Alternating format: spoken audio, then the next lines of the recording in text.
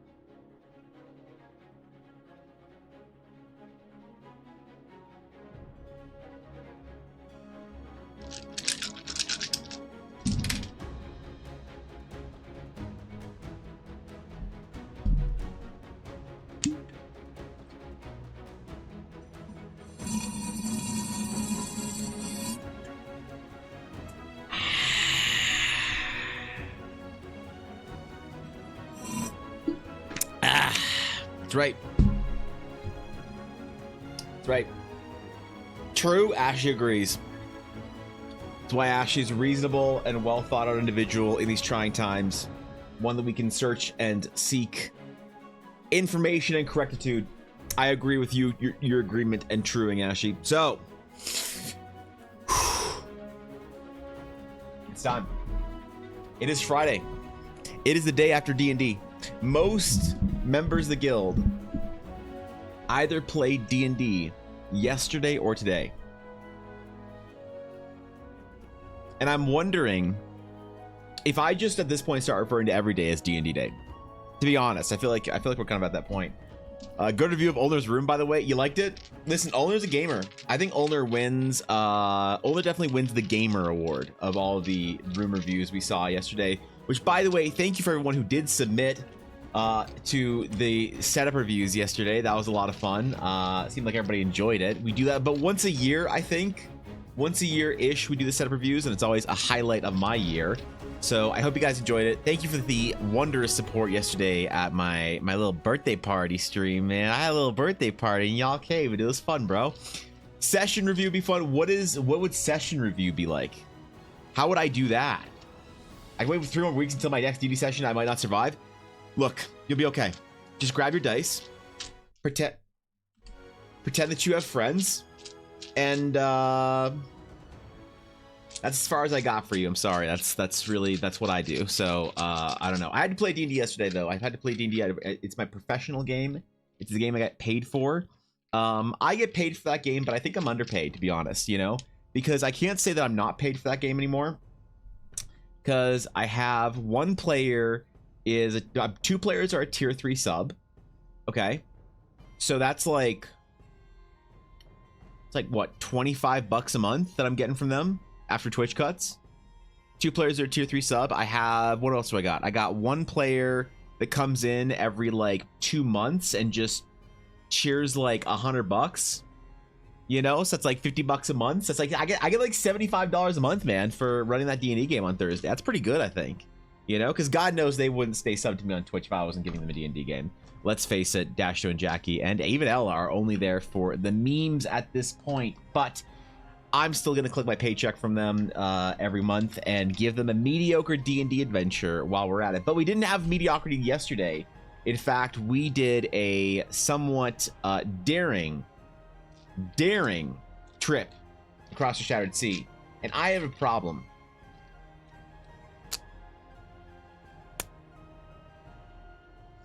I got things mixed up a little in my head for a couple minutes, and I couldn't remember what game my players did what between that game and Fishy's game. So that was uncomfortable. I had to ask, wait, did you guys get off the airship yet? Where are you guys at? Wildwood? Okay. All right, we're good.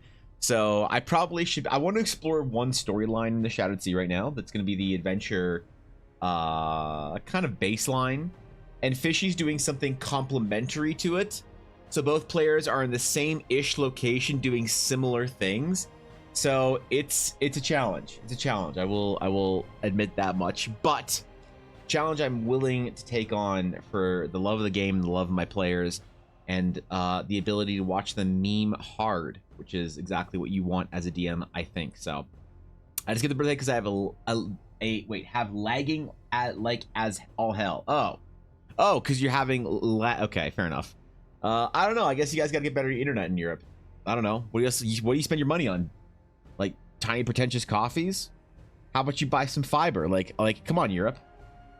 Get some Google Fiber in there, right? I don't know, man. What is it? It's hard to install good internet in 800-year-old cities. How hard can it be? You just, I don't know, run that shit through the catacombs or whatever. I probably feel the emptiness with Baldur's Gate 3 or Solsta. Baldur's Gate 3 would be good. I haven't played it in a while since I beat it. I tried playing a new game on like Tactician, whatever. I'm gonna do super difficult, whatever, challenging playthrough. I was gonna play like an Eldritch Blast, Sorcerer, Warlock, whatever thingy, and that was short-lived. That was short-lived because I didn't really have all the desire to play through a story I had just played through, which it'll take me probably a couple of years, which is kind of sad. It's kind of sad to think I won't play Baldur's Gate for a couple of years, but maybe I will. Maybe I'll get desperate enough. My players stop wanting to play D&D with me, and then I'm screwed. So I don't know. I have a problem. My players are getting so good at leveling up. I've had to start giving them 2 levels per session instead of just 1. That's when you start going above the level cap, Ashy. That's when you start going. You hit level 20. They're like, wow, we've done it. And you're like, all right, guys, level up. And your players will look at you. They'll say, what do you mean? You say, yeah, you level up. Like, but we're at level 20. All right, figure it out. And you just get your players to like spend the entire session Googling how to level up past 20 in D&D 4th edition, which there are some resources about that, but it is difficult. And then you get to chill out and not actually have to run D&D that week. So you can sit around playing Grand Blue Fantasy. That's right, the newest game on the block, Grand Blue Fantasy, for all the Monster Hunter and Dark Souls enjoyers out there, or whatever. You live in the middle of nowhere? Well, Axman, I'm sorry, there's always Starlink, I guess. Elon's got his little dots in the sky. You can get a little Starlink, put it on the roof of your little shack, and get some of those good download speeds, right? If you stop buying 9 Starbucks a day, you could have better internet according to boomers. True. Yeah, if you didn't buy avocado toast as well, that's also a way you can get better internet, but I don't know. I'll make a character eventually that just goes with Lae'zel, or with what Lae'zel wants to do and sees how that goes. That would be a short-lived campaign, I feel like. I feel like you get to the monastery, you'd kind of be done, you know? It'd kind of be like, well, why don't we give the artifact to the queen? Okay. All right, sure, man. Here you go. Here it is. There you go. Well, that was a fun game, and then it's over, right? Pillar Grand Blue has actually been doing quite well. It has been. Lots of streamers have been playing it. Lots of people have been doing it. They've been getting after it, which is kind of cool to see. I'm glad a game for weebs like Grand Blue can do well, but maybe I'm biased. Maybe I am in fact a bit of a weeb. So you need your avocado toast. I enjoy avocado rice cake. I don't have avocado toast. That's a lot of carbs for me, but I do enjoy avocado rice cake. I do think that the outrageous cost of certain things, like fancy pretentious breakfast, is ridiculous. There's a place that's close to where a farmer's market that Elle and I go to, and I was looking at their breakfast menu. They're mostly like fancy brunch and coffee and whatever, and they did have an avocado toast actually, and it was $24.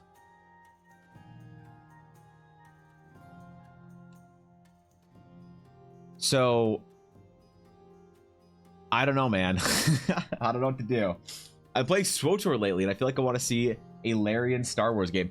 Dude, I would be... A good Star Wars CRPG would be unreal. If Larian got the Star Wars license to do something like that, that would be just... Oh, man, if they set it in, like, actual Old Republic... Oh, could you imagine? They probably wouldn't do anything cool. It'd probably be High Republic bullshit, you know? Unfortunately, but whatever. That'd be dope. I'm kind of wanted to go back and play some SWTOR. Haven't played it in years, honestly. And Dashto and Guapo, a couple people I know have been playing it recently. So maybe it's having a resurgence. A new expansion came out recently that people are favorable to, I guess. I don't know what really it has in it, but... Sclerop Aegis Formosus. All right, what's up, Adurio? What's going on, bro? Thank you for the 100 bits, and thank you, Sam, earlier for the 27-month. The 27-month tier 1. I appreciate it, dude. Seriously, thank you. Thank you, man. Oh, shit. Oh, that's a good one. Oh, yeah. The Asian arowana. Yes, dude. That's a great fish. That's a great fish. I've always wanted arowana. They're hard to keep. You need a massive tank, and you can feed them baby ducks. They're amazing. I wanted an Asian arowana for as long as I could remember, since I've been in the fish keeping hobby, all the different colors and variations. Oh man, I'm gonna give this one a predictably high score. I'm gonna give it a 9.3. It's a great fish. Great fish. Eats baby ducks. You know, made some corrections if you want to test it out now. All right, let's see. Let's see. Saying we have a new command here.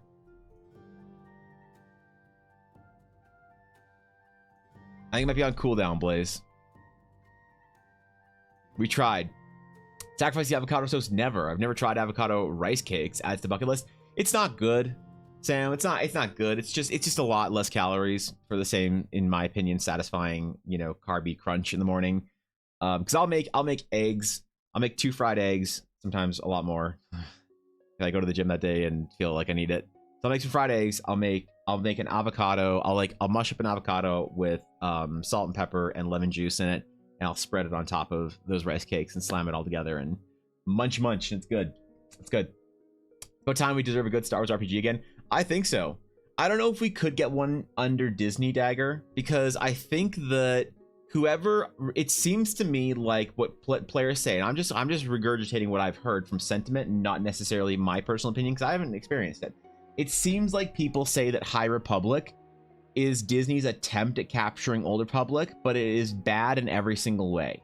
No one I've talked to prefers High Republic to Old Republic, or even thinks that it's a suitable counterpart. So if we were to get a good RPG, it would be set probably in the newer edition, which kind of removes a lot of the cool, quirky Old Republic stuff that could happen. Or it'd be set in High Republic, and I don't know if that'd be good. So, I don't know. I feel like Star Wars, the Old Republic, or Star Wars, yeah, SWTOR is like the only good RPG we have right now. It's the best we've got. Whether we like it or not, you know? Maybe that's how we do this. Oh, they can get big, dude. They can get a couple feet huge. Like Asian arowanas need a massive aquarium, a massive aquarium. We're talking like hundreds upon hundreds of gallons, not like you couldn't put it in like a small 200-gallon tank. For an Asian arowana, you'd probably need, I think, a minimum of 500 gallons, and you could probably put 2 in there. I think I could be wrong about that. That could be, I think about what a 100-gallon tank is. Yeah, I think about 500. So it'd be a big investment, but Asian arowanas are beautiful. I really like them. They're considered to be a status symbol. They're very expensive too, and you need to take care of them like a dog. You know, they need a lot of vet care and whatever, and fin trimmings and surgeries and whatever else. But they're really cool. I like them. I feel like Disney would be one of those that would want a game to reach as broad of an audience as possible and probably end up bland. Yeah, there's a new game that's come out, or that is coming out, that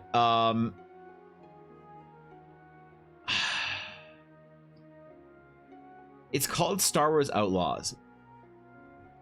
I am excited about it. A lot of people are mad about the monetization though. So I don't want a game that's a cool Star Wars game to get killed in monetization. I don't remember who makes it. I think it was Ubisoft or whatever. But people were mad because there was like missions locked behind certain packages. Like you had to buy, I mean, how much is it? Hold on. Order Star Wars Outlaws. Let's see. How much is this game? This video game. Aha. I see. Thank you, Vampire Girly, for the follow. I appreciate it. What's up? Good to see you. Hold up. So this is $89 Canadian or $19.99 with the, okay, so this is what people are mad about, right? Or no, is it the editions? So the base game is you just get the base game pre-order bonus, the 3-day season pass. Okay, so this is what people are mad about. So you get for the ultimate, you get the base game, the pre-order bonus, the 3-day early access for a single player game. Get like shut up. This is so dumb. Season pass for a single player game, I also think is dumb. Rogue Infiltrator bundle, Sabak Shark bundle. I think one of these is like the exclusive mission. You're telling me they want me to pay $169 for this Star Wars video game? I don't know, man. I don't know. I'll probably wait for this to go on sale. I'll play this in a year and a half. You know, it's not gonna happen for me. I don't think I'm gonna be able to do it. I can't do it, man. All right, let's get into the first sketch of the day. I wanna jump right into it so we can chill and talk about stuff and get into our sketch. So today we're doing locations. If you have a location for your world that you need all the game masters and various back stories and whatnot. Oh wait, hold on.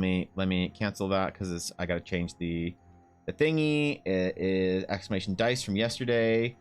So I gotta go settings, exclamation, sketch. And then I save it. And then we go back to the CloudBot, back to giveaways, back to the sketch. All right, there we go. Now it's working. Now it's working. Okay, let me scroll back up. The price they issued me. It looks like a fun game. I think it looks good to me. Dagger, I don't know. And same as Jedi Survivor, the game was only actually $15 because you buy 1 month season pass. Right, so I just paid 20 bucks for Ubisoft, right? And that's what I get. You're new to D&D. Welcome to D&D, Vampire. Welcome to D&D. Have you played a game yet, or is this like you're like brand new? You haven't even like played a game with anybody yet. I watch people stream it, and when it sales flop, I'll buy it. That's a good. I mean, you know, honestly, Oda, it might be a game that you're actually right about that. I might watch somebody play through the game. That's a good point. Maybe I should stream the game. Oh shit! What if I stream the whole thing? I think they have it so high that people subscribe to their thing instead. Yeah, it's tough, man. It's tough. You haven't. You played Baldur's Gate 3. Oh, so did Baldur's Gate 3 make you want to try out D&D, or have you been wanting to play it and Baldur's Gate 3 just kind of was a convenient thing that you did along the way? Is there themed locations? Now we're doing locations, but obviously remember, if it's a location that's too broad, I'm going to ask for a more narrow view of something. So if you ask for a whole city, I'll ask you about an interesting thing within the city, because we have to fit it within the scope of a 45-minute to 1 hour sketch. So landscapes only or only preferred. We're gonna do landscapes, I think, only today by long. Yeah, I was really enjoying it last week. It was really relaxing, so I want to do it again. Unit is the same typical Ubisoft formula. I could see myself enjoying Star Wars thrown in. I never hated Ubisoft formula. I just hated. Oh shit! I got scrolled on. How often do they use it? That's fair. That's reasonable. It's just safe. It's like the Marvel movie format. You know, it's not a bad movie, but once everyone decides that anytime they're gonna spend $100 million on a movie, they do the Marvel movie formula, you're like a little bored with it, you know?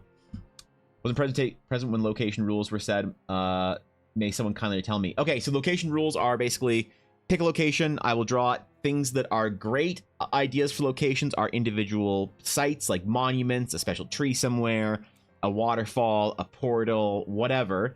Things that aren't so great is like cities and like, you know, complex building architecture, vast landscapes of whatever, unless you zoom way out. If you're like, I have like, it's like a quaint countryside or whatever, or it's a spiky stone, whatever. So either zoom way out or zoom way in. That kind of mid-level whatever is not always the best, but I'll help you adjust it. We'll find, no matter what your idea is, I'll help you adjust it, and we'll find something that you can get a good sketch out of. So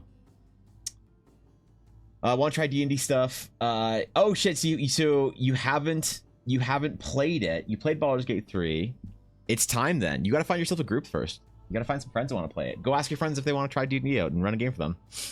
It worked and then it didn't, and then it did. It happened it was on CD and now it doesn't work again. We'll figure it out, Blaze. I'm not worried about it. I think we'll get it eventually. We don't. Today would be a great day to have the essaying command debut, but you know that's a challenge. Would you like to make a world for you? I mean, that's a big task. Like there's a lot of D&D worlds that you can use. I do make a world right now that people can play. People can play in, and so you know it's kind of my jam. But there's tons of places you can play D&D, and tons of worlds. There's the original D&D Forgotten Realms that you can play in. There's a lot of options. Can we give a theme for the locations, like architecture style? So if you say to me, I have like a giant city and it's in like Greek whatever revival something or another, the problem is that it's one of those things, Cal, that's sometimes too much detail, too annoying, and too tedious to do in a 45-minute to 1 hour sketch. That's why I say we zoom in or we zoom out. It's easier to do a fountain, a rune site, a monument, a tree, a whatever, a location, and it's easy to zoom way out and say I've got like an ocean with like spiky volcanoes or whatever. But that kind of mid-level, like I have like a front street that's like an idyllic place where people do their shopping and trading, and it's got a bunch of different stores that are all in sort of this like, you know, Roman Byzantine style. I'll say, okay, let's zoom either way in or way the fuck out, because that's going to take me a whole lot longer than an hour to do on stream, which is sometimes the problem, that it's not always obvious as to what is going to be a challenge to fit in as far as detailing and stuff. So that's why I like to say things like portals and individual spots and important things like that. I feel like a lot of people have that kind of stuff in their world. I certainly do. So, yeah, I don't know. We'll try it out. We'll see what we can get today. But last week it worked out fine. I think last week there was tons of cool ideas, and everyone was really positive about it. Actually, it was awesome. So I don't have an idea, but I don't know if it's too much or not. I'll help you out if it's like, we'll figure it out. Don't worry. Okay, the first sketch of the day goes to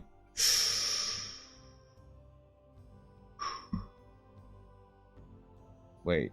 Is this? Why is... Okay, whatever. Pick winner. Boom. Throughout the Blaze. Why is it pick 2? What the fuck? What is this? If I remove 1, it removes 2? It removed both? Streamlabs, what the fuck? I'm confused. Okay, whatever. Blaze, hey, buddy, what's up? What are we drawing? Where are we going? Where are we going, man? What do we got? What are we doing? What are we doing? Where do you want?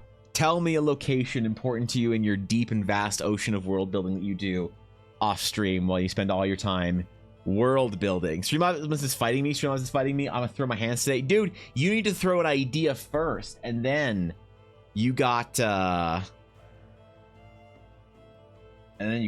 the rights in the world to go throw hands. So Blaze been sweeping these giveaways. He hasn't actually been sweeping them. Like Azura won like 3 weeks in a row. It just seems like Blaze does, because he has been here solidly for almost 4 years of giveaways every Friday, every roll, and you know it's just kind of worked out like this at this point in time. The advantage of the theme like this, since I don't have my own world, I've been working on. I already have some ideas. Oh yeah, for real. Also things like backstories, like I was on my character in my game. I did this cool thing at a rune site and like bungee jumped off it with my friend's intestines. Or some shit, I don't know, man, and then I can draw that. So, like, I can also do stuff from backstories as well. I sat with the room for 3 seconds, and Blaze wins. Who could have foreseen this? Only a sage. I want us to see a temple to a goddess of light that has been forgotten to time. A temple to a goddess of light that has been forgotten and abandoned into the recesses of time. All right? All right, we'll do it. All right. Abandoned. Forgotten. Nowhere near civilization as it stands. Why can't I get my tablet comfortable? Wait. What's wrong with my keyboard? Why is this uncomfortable? What's wrong about this setup? Hold on. I'm having a moment. It's like when you get in bed, your pillow's wrong, you don't know why. Or whatever. Okay, I think because I'm over further to the left than I usually am. Maybe. All right, whatever. We'll figure it out. Okay, temple to a goddess. Let's see. A light deity. Let's do a little undersketch here and we'll figure out.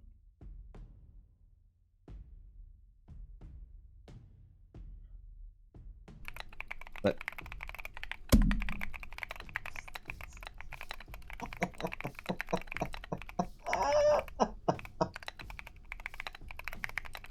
oh, okay. It needs the GIF accompanying it. All right, we need the GIF accompanying it. It worked. We need essaying to actually show up. We need this GIF. Wait, is this it? The thing is, we need to figure out how to get this GIF to also pop up on screen when it's essaying. Blaze has been working very hard on this command. He's been working very hard on this command. Blaze and Bizzo have this amazing ability to spend a unreal amount of time on memes. In like, I don't know, impressive ways.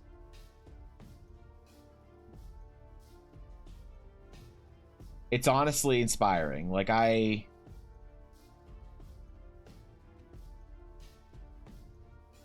don't know what to say, man. Hold up.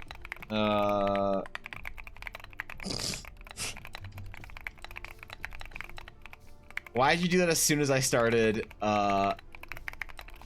typing? I'm offended. What's the cooldown on that anyway?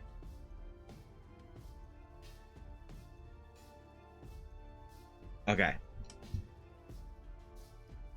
You know what? I'm going to do something a little bit different here.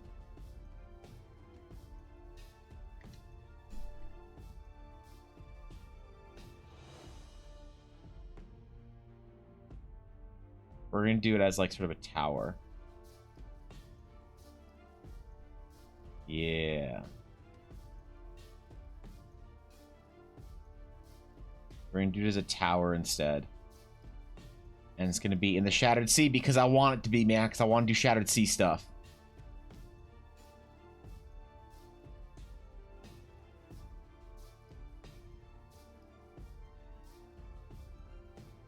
Maybe not. Maybe we'll just put it somewhere else. On a giant rock mass. Not everything has to be a floating island, Devin. God damn it. Can you make the GIF? The GIF exists. It's already there. Give me a GIF, I'll fight you, stream elements. It's probably just being moody at this point in time, Blaze, like realistically. There's likely nothing that we can do to convince stream elements to not be moody.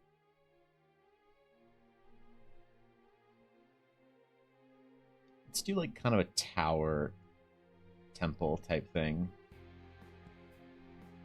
Have it like worn down, weathered, ruined to time, forgotten to eons.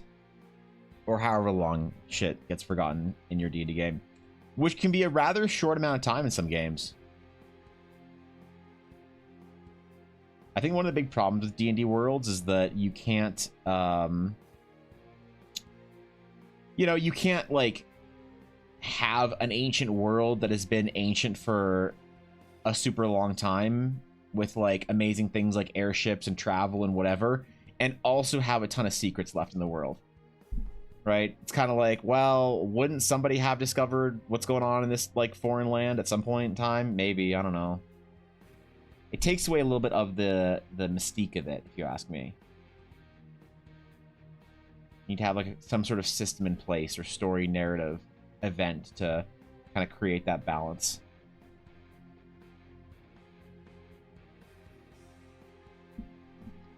That, or you just say screw it and do it anyway, and people try and complain about it, you just exclamation essaying at them. So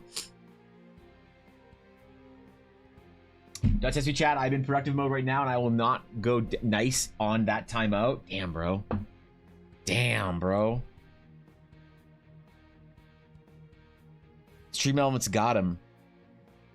I will admit it is incredibly infuriating and frustrating to work on anything to do with stream elements. If you ask me, it is probably the worst part of streaming, is all the stuff to do with the tech and software mostly. to get your stream to be working on a daily basis. Also, sometimes it just doesn't work. That's also a thing that happens. You have no idea how many days I go live and like I get to my computer an hour or too early, anticipating that something's going wrong, that I need to fix something here or there, or need to like restart my computer because it just doesn't register the fact that I have a camera plugged in or whatever. It's a whole thing, man. On important streams where I can't miss it, like yesterday or Tuesday, I'm at my stream usually 2 hours early and getting it good, and then I go off and do what I need to for the morning and get ready and all that other bullshit. But some days I go live, like I'll just sort of waddle into my room and hope for the best, I guess, and see if it works out. See if we get a stream that day. If we do, if we don't, you know, whatever, it's fine. We'll figure it out tomorrow. So it's hit and miss, and unfortunately it's miss more than I'd like it to be. So can't be getting things to work properly for stream. Yeah, it's tough, dude. And then streaming with Fishy's a whole nother level of complicated, because it's like now I have to get also a browser source and things have to work for her and whatever. And hello, what we doing today? there it is. Thank you, Blaze. Sanix, what's up? What's that? It worked, Blaze. What are you complaining about? Sanix, we're doing requests, landmass additions, locations, locales, and interesting places of interest within your world. So if you have a place you need drawn, Senix, that's what we're doing today. Thank you for the 100 bits. I appreciate that. Seriously. Thank you. What the fuck? There's supposed to be a response in chat. There is? Look, at least the GIF plays now. So people don't think that I'm just loudly typing on my keyboard. Probably need to make it slightly quieter so that if TTS is going like that, in that case, that it doesn't overrule TTS. It's like, it's a meme and it's supposed to be a meme, but also it's supposed to not like override actual stream. Because anyone can essaying at a certain point. It'll be an open command, and then eventually I'm going to make it channel points if I can. So, the GIF play, I didn't see it, or I didn't disappear before the sound clip. It did disappear too early. The GIF is not as long as the sound clip is. So likely we'll have to shorten the sound clip, I think. Listen, making good memes is tough. It's like hard work. You got to figure a bunch of shit out. You got to like, you know, you got to get things right and get things working properly. It's a dedicated art that goes into meme crafting.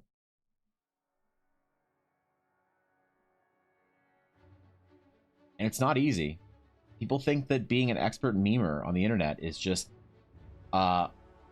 taking a meme template that exists already, posting it to Twitter with some meme that was popular 3 months ago, and pretending you didn't know about it. But it's not. It's so much more. Especially with the agility required to be a Twitch memer, the dynamic infrastructure required to set up a serendipitous meme empire. Okay, I'll stop. I'll stop. I swear. That was the last one. That was the last one, okay? I promise.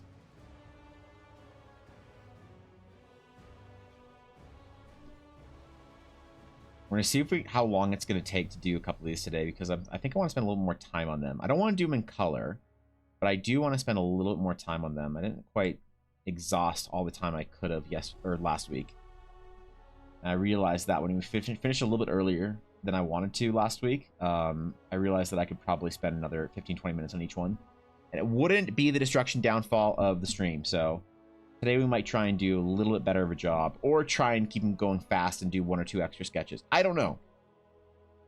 The whole point on Fridays is to be a improvement sort of vector for me to spend some time trying to get better as a scuffed Twitch artist. So there is that too. I sent the GIF to match the sound clip, but it didn't work. Blaze, you don't have to put, like, I appreciate your dedication, but I don't want to see you throw away all the productivity of your day. All the, like, unanswered emails or whatever you have to get done. Like, I don't want you to sacrifice important things for an essaying meme that Guapo and Cobalt are going to use when they get frustrated with somebody over explaining something in chat. Fuck those emails. Oh shit. Never mind. Evan memes when? I never meme. What are you talking about? As I understand it, Evan, you just need a dedicated meme mod to do all the work. I do need a meme mod. I need a mod to be willing to spend a lot of time every week just trying to create new memes. Whether it's alert variations, sound clips, what else? YouTube shorts. Like, I need a mod that will, like, clip the entire thing, conversation I had with Fishy about a sextant and her not believing that's what they're called. But not wanting to seem dumb either, so she didn't question it too much. Right? Like, I'm not going to have enough time to put that into the clip section on stream and edit it down to a YouTube short and put it on TikTok. But, like, I'd have to hire someone to do that. That's a lot, dude. The market economy for meme lords these days is pretty thin and pretty tough, because the problem is all the meme lords couldn't get jobs as meme lords, so what they ended up doing is went off to be Discord mods.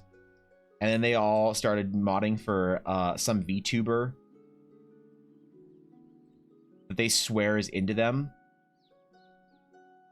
And that's over at that point, you know, you're just stuck. That's your career. The downfall of many meme lords, I'm telling you. I'm playing too much Poker Rogue, the browser roguelike with Pokemon on battles. It got me to look up this really interesting. Outside of Gen 1 and 8, only Garbodor and Melmetal have Gigantamax forms. Wait, what?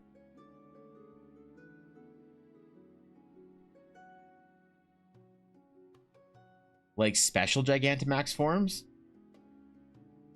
I'm confused. I know there's like Gigantamax, and that's like different than VMAX because they're like a special form, like the dinosaur that becomes the hotel or whatever.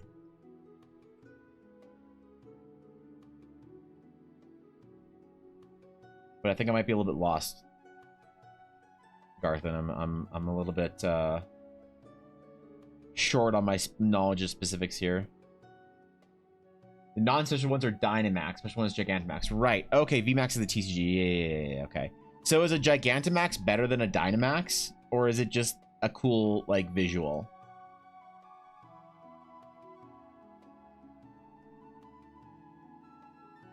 That's what I never understood. Is if there was a difference between them, like, mechanically or whatever. Actually sending emails, responding to DMs, modding 2 chats, and ordering lunch while I'm doing this. I'm in GigaChat productivity mode right now. Oh, shit, okay. Never mind, bro. Never mind. You do what you do, then.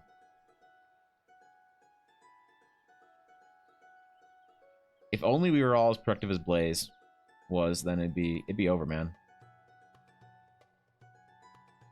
We'd solve every issue the human race has to solve these days. All the important things we care about for the betterment of humanity. Like how to bring back dollar menus at McDonald's. Important issues that plague humanity, ravage us as a species.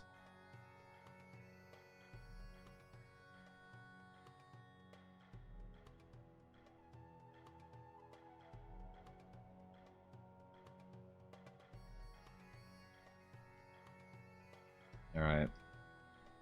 I have faith, Blaze. This is going to be good. I'm just trying to make sure that we get all the details in quickly enough before we start drawing the temple out, making it look all pretty like. Back from busy. You missed all sorts of memes, Axman. You missed an unfortunate amount of memes. Special visuals and Gig Gmax moves. Oh, okay, I see. Like Copria is got a move with secondary effect of setting up a steel type stealth rocks. Oh, interesting. I thought it was just like power bomb versions of whatever type it was. Thank you, Alistair, one trick for the follow. I appreciate it. Nothing wrong with one tricking the Milkman. All right.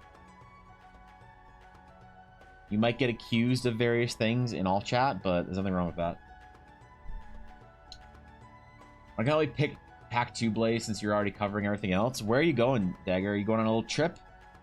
A fun little vacay? Going to Maui to sit in the sun? Going to Japan to bask in the various hot springs of Kyushu?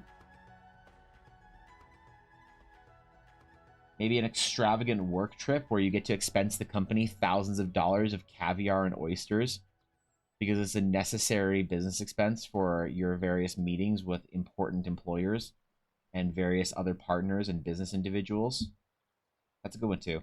I've never been on a company paid business trip, and I always feel like I've missed out on something. Like it's an experience that I never got to do that I'm like sad about, you know? Like I wonder what it's like. Like Atari expensed an entire trip to a convention by like pretending to do work at the same time. It was amazing. It was inspiring. If anybody makes me believe that you can still schmaz the corporate dream, it's Atari. Mess the bully, get the horns. More cowbell. More! Moves are definitely powerful versions of regular moves, but the one G-Max Pokemon have are unique to them. Oh, I see. Okay. Are they more powerful than the VMAX or the Dynamax versions? Moving to a new place. Oh, shit. Okay. Congratulations. That's awesome. A new adventure. Wish I was going to Japan. Could use vacation. Yeah, I've been to Japan in a couple of years. I did notice though that there used to be seat sales that I would get that would make us like a economy seat on ANA like $700 or $800 Canadian, and those kind of went away, and I'm upset about it. I'm displeased.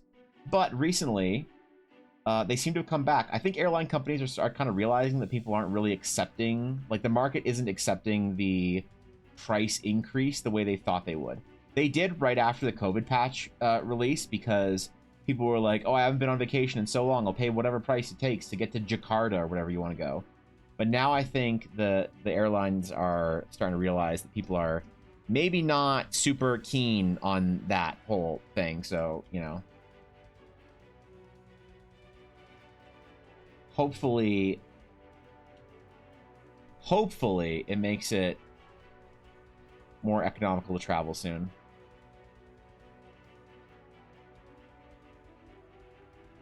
Like, I'm going on this trip in September to Maui, and I'll straight up admit, I ain't paying for shit. I ain't paying for shit for this trip, man. I'm using points for the flights, dog. I got free accommodations in Hawaii because of family.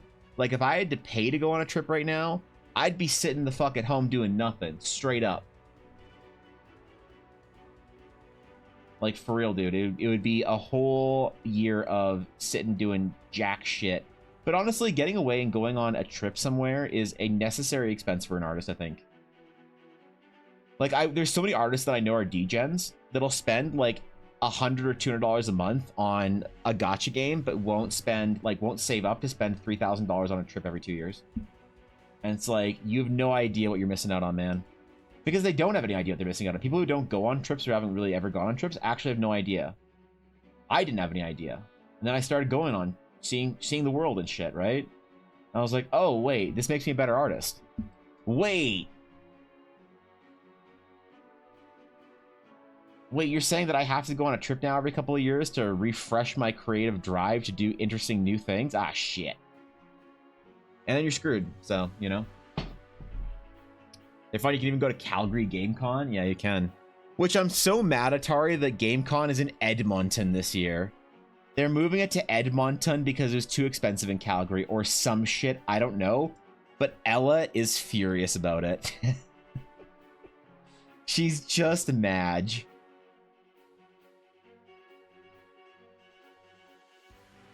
So, no more Calgary GameCon. We'll see. Not necessarily, the mechanic is new, now locked behind Sword and Shield games. Oh, I see. Okay, that makes sense. Take a trip to a video game instead if you have to pay. True. Don't have luck to spend money on gacha games. Yeah, who does? The problem is, Dagger, you don't have the luck to spend money on gacha games. The other people who spend money on gacha games don't have the luck either. They're just delusional. That's the thing. That's the secret they don't tell you.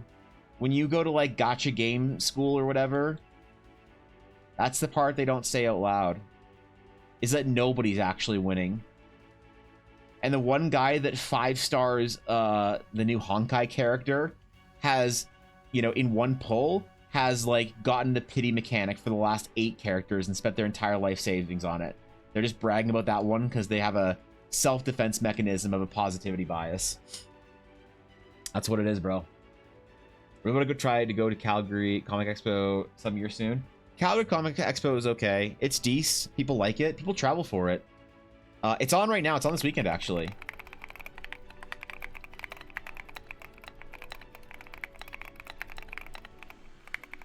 Hey, it worked. It worked. It worked. Hey, good job, Blaze. We should ask one individual that is not a mod test essaying. All right, fair enough. We have like wait, to live life, go outside, and not just keep buying online courses to be a good artist. No, man, doesn't work. Doesn't work. You need to go out and see stuff. I was gonna take a $8,000 trip to the Vatican to see paintings and art and shit, but my mom bought me a book for my birthday that's all the art within Vatican. And now I don't need to go to Vatican anymore. See it in person. So there you go, Dasho. For 2025, I was planning on another visit to Calgary warehouse, so don't move to Vancouver. I'll try, okay? Listen, if I move to Vancouver, though, know that at least Ella won't be in crippling pain every day due to terrible migraines. So if I have to move to Vancouver, I hope you understand. But there's actually a cool convention that you might even enjoy, Atari, called ArdCon. And it's like this small local like TTRPG convention in Calgary that was started by a guy who's just really into TTRPGs, and apparently it's growing massively and getting like a lot of attention from like people outside of the city, and is like expanding from local. And Ella's very excited about it. She got invited to be a vendor there, and people are actually like kind of losing their mind about it. I might actually do something formal with the Realms of Eldara with them when it's more set up and close to, you know, fruition or whatever. Telling Neil Newborn is here this year makes me wish I could go, or that more than I could have gone. Who is Neil Newborn? Sounds like a wonderful individual. Allowed, yeah. It looks cool, but going to the Vatican is something else that seeing in a book respectively. Yeah, Jacob, I'm joking. I really want to go see. There's a couple of pieces I want to go see in person. I want to go see a Rembrandt painting in Amsterdam. I want to go see a Jan Mateo painting in Warsaw. And I want to go see 2 sculptures, one in Vatican and one in Florence. And those are my like art goals, to actually see pieces of art in person. And if I can see all those pieces, I'll be very happy. I'll be like, all right, it's done. We're good. Now I'm allowed to drop dead. I've seen the art I need to see. I've done the thing. You know?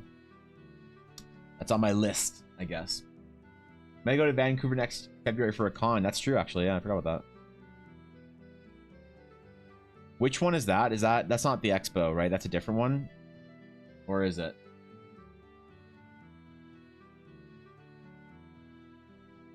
Yeah, wait, what? That's something I need to go to eventually? Yeah, it's a good time. It's a good time. What was actually for Asterion? Oh, okay, yeah, Asterion. Right. So what is the appeal to seeing the voice actor for Asterion? What's it? Because all right, here's where my question stems from, Dagger. I don't understand going to conventions because there are famous people there. And I'm not mocking it. I'm not playing it down. I'm not belittling it, because I know there's a lot of people who like there's no way to ask that question or present that question without sounding like your disinterest is somehow like justified and better or whatever. But I don't understand it. I don't understand why, like, there's probably no individual that I would be super excited to meet in the convention meet and greet format. Like, even George Lucas, even my like literary idols, I don't know if I would give a shit about meeting in the meet and greet sort of like style of things. Like, I met one of my narrative idols, Chris Metzen, a couple years ago, and I got to actually talk to him for a while because it was at a benefit dinner. Ted, thank you for considering me your Prime option this month for 9 months, dude. I appreciate that. What's up, Ted? Good to see you. Thank you. I appreciate that. That is Expo. Okay, I see. That'd be the Night Watch by Rembrandt. I saw it in Amsterdam, but if it's a different one, I missed it. No, it's. I want to see Night Watch. Night Watch is a very important painting that I really want to see in person. Because I don't think that photos can help like with the scale of the piece, right? Like there's a couple of Rembrandt pieces and then in Warsaw a couple of Matteo pieces that are like 20 feet across, and it's like I want to stand in front of it and like understand what it's like to be in front of a painting that glorious that's large. Because like I've been in front of large paintings, but I've been in front of like modern art paintings. So just because somebody like cried a bunch and threw some paint at a canvas and then like stickied on some like, I don't know, some rubber chickens or some shit, that doesn't count as a painting to me. And you can love it and you can call it art and you can be in adoration of it. Like, that's fine, man. I don't have to like what you like. I don't have to consider it art if you consider it art. Fine. Whatever. I'm not completely discounting it. I'm not morally judging people who like that kind of shit. I'm just saying I don't find that to be art, even though I'm an artist. I want to see these paintings that are masterfully rendered, like full on beautiful, amazing pieces of storytelling and artistry and beauty that are also massive, you know, because I think one of the most unfortunate things that I see among artists these days is that no one knows how to spend 6 months on a painting because it's not profitable to. Why would you? The longest I've ever spent on a painting is probably 100 hours. I think that the age of like those beautiful massive oil paintings that you would spend like years on, or a substantial portion of your life on, you know, it's like it's important to see in person, and I want to see it in person, you know. So I want to go see that shit. Which sculptures? So I really want to go see Pieta. Well, there's kind of three. There's Moses and Pieta in Vatican, and then in Florence there is David. And I know that David is memed into oblivion as like, oh, it's not like that important. It's just a dude and he's just holding a fucking stone and a sling and whatever. But I think there's something transcendent to those sculptures that I have a theory I want to test by being in their presence. I guess that I want to see. I want to see the divinity of being in the middle of it. It's like when you walk into an amazing cathedral like Notre Dame or Sagrada or whatever. Supposedly it has some sort of like spiritual experience when you're in the face of grand art like that. You know?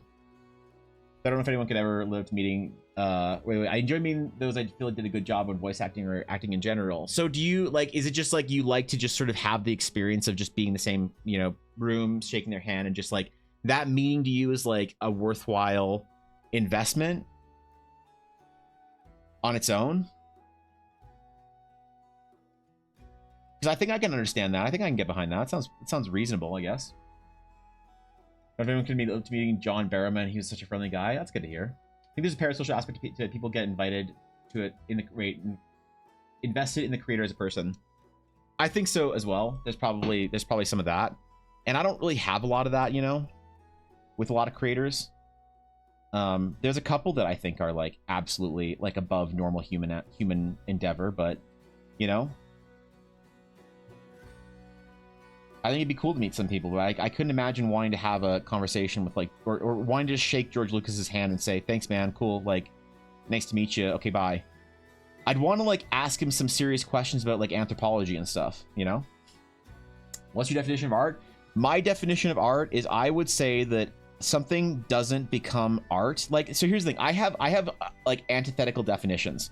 I have one definition of art, and that is that nothing is art and everything is art. That art is completely subjective. If one person says it's art, then it becomes art. And then that brings the interesting question, the philosophical idea of, if nobody thinks it's art, is it still art? Do we require human like acknowledgement for something to be art? And then you can say there's art in everything. You can say there's art in nature. You can say there's a lot of art in math. There's art in whatever. Sure. But because the definition, the practical, the useful definition, or the general or technical definition of art is so broad, I think I need to have a useful definition of art. And so for me, a useful definition of art is something that I would say the artist has put time and effort into attempting to develop a difficult and rare to obtain skill set to properly render reality in a way that communicates something beyond just what the painting is.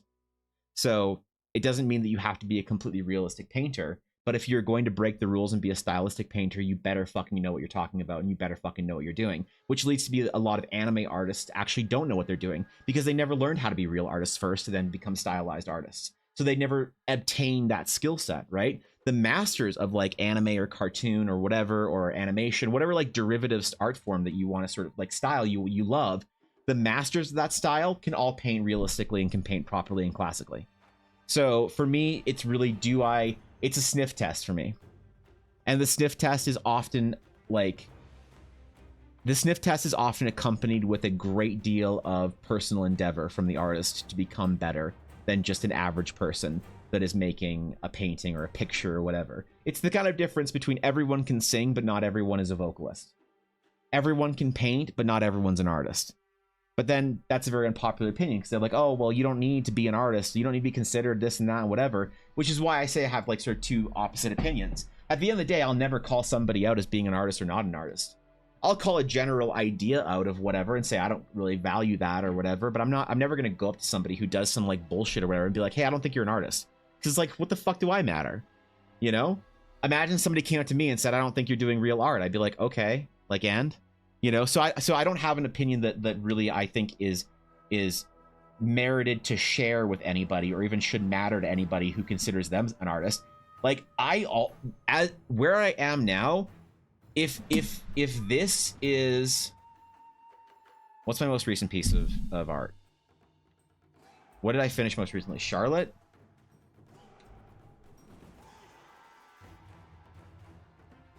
If this is the best I can do, I have a very difficult time calling myself an artist.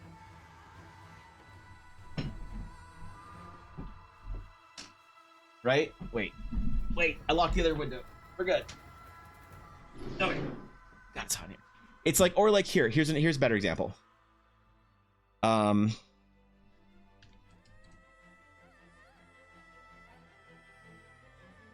If this is the best I can do, I have a very difficult time calling myself a real painter.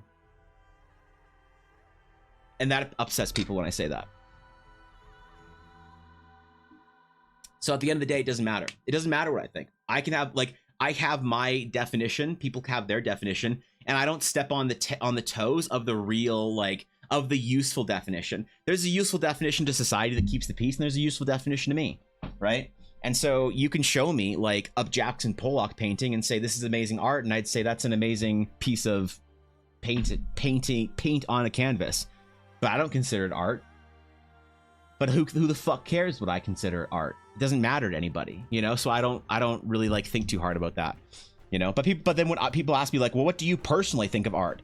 And then you say what you think of art, and they're like, well, I don't agree with that. And you're like, well, I didn't say it so you like someone would agree with it. That's just like my interpretation. It's like, well, what do you think is attractive in a person? And you're like, well, I think that, you know, girls with blonde hair who are like 6 feet tall, who are athletic and, you know, have a dual like brown or purple, whatever highlight thing underneath and have 3 piercings on one ear and 1 piercing on the other is like attractive. And then someone's just like, well, I don't agree with that. That's not attractive. You can't say that anything else isn't attractive. And it's just like, well, it's about opinion, you know? So it's one of those things where it's like, I have the opinion, the like the real public facing whatever opinion of like, well, what's art, Evan? It's like, well, whatever you want it to be, man. But then it's like, okay, well, what do you think is art? And it's like, okay, well, that's more challenging. So, you know, so it's one of those things where it's like it's a difficult question to answer because there's like kind of not really a right answer, and someone often gets upset because like if I call myself, like if I say that I have a very difficult time referring to myself as a real artist, and somebody considers me to be far better than they are as an artist, then it's very offensive and very demoralizing to hear that I don't consider myself a real artist. And I recognize that too, so I also try and temper that in outside of conversations. But understandable. It's like trying to take in the scale of Michelangelo's Hands of God without being there. Kind of, yeah. I want to be in the presence of there, Sam. Those old paintings exist because of patrons of the arts, rich people who paint artists to be artists full time. Nowadays, there are lots of super rich, stingy, greedy bastards. There's still patrons of the arts, though. You know, there's still necessity for it. Look at a guy like the late Jung Ji Kim. He did amazing, massive pieces of arts for large patrons, which were corporations and stuff like that at the time. You know, just kind of getting to meet them, talk to them, thank them for the work they have put in them. That's fair. I think I can understand a little bit more after your explanation, Dagger. So if it doesn't work this time, I'm giving up on other work to other memes. Like, wait, I'm giving up to work on other memes like my career. Okay, all right, fair enough. Welcome back, Azura. I disagree with your definition, but I agree with your attitude towards it. I guess the value of your opinion matters. Yeah, like that's the thing. It's like, well, it doesn't matter if somebody agrees or disagrees with it. I'm not. It's a personal like identification or whatever. You know, I would never walk up to somebody and tell them that their painting or that their work is not real art, because like, who the fuck cares? But also, you can't like make me value somebody's effort if I don't think that it is like impressive or interesting or like artistic. And it's one of those like tough things, man, that you just got to kind of let live with artists and art. There's plenty of art that I see out there that I think is extremely underrated. How is this artist not a massively like followed, famous, successful, whatever? And there's tons of art out there that I'm like, this isn't really art. It's not really interesting. It's not like the person isn't trying anything or doing anything. They haven't learned anything really difficult. They've learned to regurgitate motions, but they haven't learned to make art. And but I would never think that it would matter enough that anyone would give a shit about that opinion enough for me to actually voice it. Because also, what's the productive usefulness of that? You know, it's like imagine you posted a picture on Instagram and someone says, you know, you post a picture of yourself on Instagram and someone says, yeah, you're not my type, but good picture. It's like, well, who asked? You know, like what what?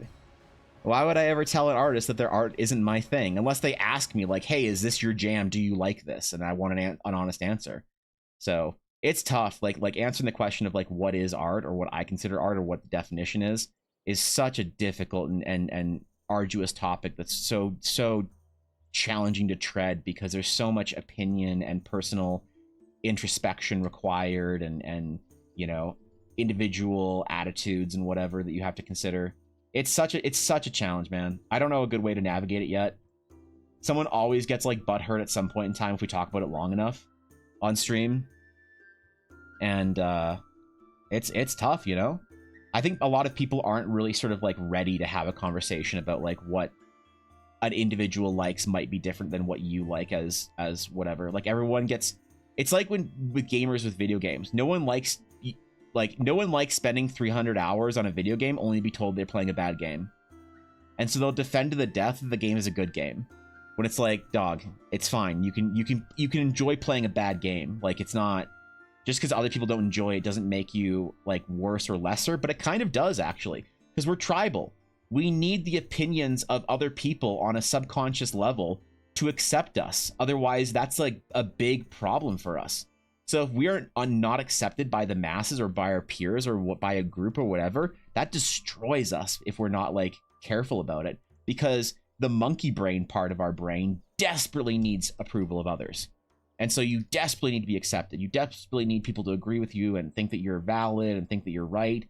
And then you demonize people who you think are wrong and that think you're wrong because, you know, how dare they tell you you're invalid? The talk about around art is such a challenging topic that I try and avoid it usually, unless I'm feeling particularly spicy and I want to talk shit for fun, or if I'm trying to be fairly honest like I am right now and just have a decent conversation and, you know, hope that people are generally I don't know, screwed on enough to actually have a legitimate conversation and not think the worst of like, oh, well, Evan's just talking shit about all anime. It's like, okay, that's not what I said. And Evan doesn't think that abstract painters are artists. And it's like, geez. It's happened. Fuck, I shouldn't have said anything. You know, it's like one of those things. So think you do a decent job at it so far. I appreciate that. Thank you. The Outer Worlds for me. Wait, for what? Should modify your genome to remove your our tribal urges. Yeah, I don't think we're getting rid of that anytime soon. I think that's some deep monkey brain shit. You know?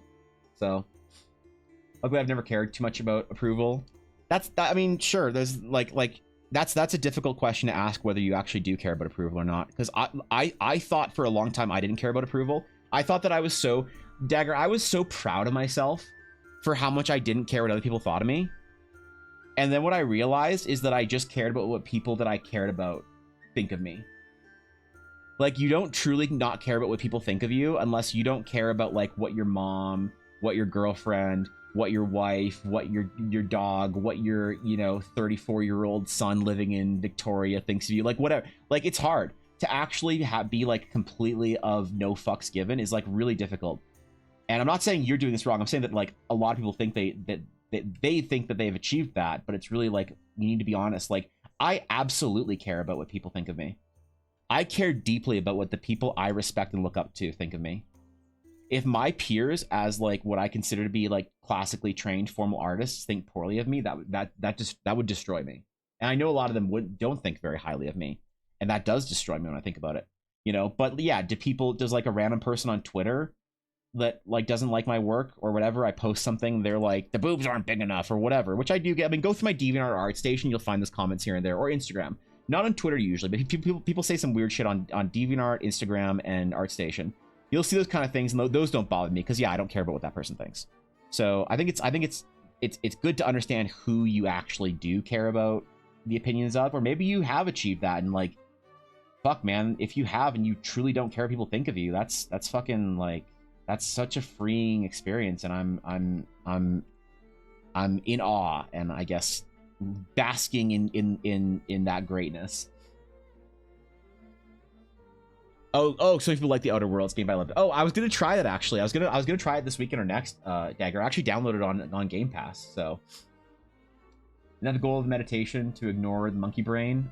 Yeah, I think so. But you know, the way I see it, Sam, is one cannot ignore the monkey brain. One can only work with the monkey brain. It's like work against the monkey brain. Tell that to an addict. The monkey brain is very strong, and if you think you're better than the monkey brain, I think that hubris is often repaid with a dose of reality, but maybe that's just my cynical take on it. I think you have to work with it, but maybe it's the same idea, it's just a different way of wording it, you know? Need to go read, but dyslexia brain isn't cooperating. Oh man. Time for an audiobook, Gabby. I take notice that some people genuinely don't care what people think of them, but most people who say that are wrong. Maybe, yeah. I don't know. That's what my experience. I agree with that, but I obviously can't speak for other people, right? So, yeah. I think there's truth in that. Mainly, it's just select people I care about. Past it, I don't care. And that's fair. That's fair. Know thyself. Know who you are. Know what kind of work you want to do. Know what kind of things you want to do.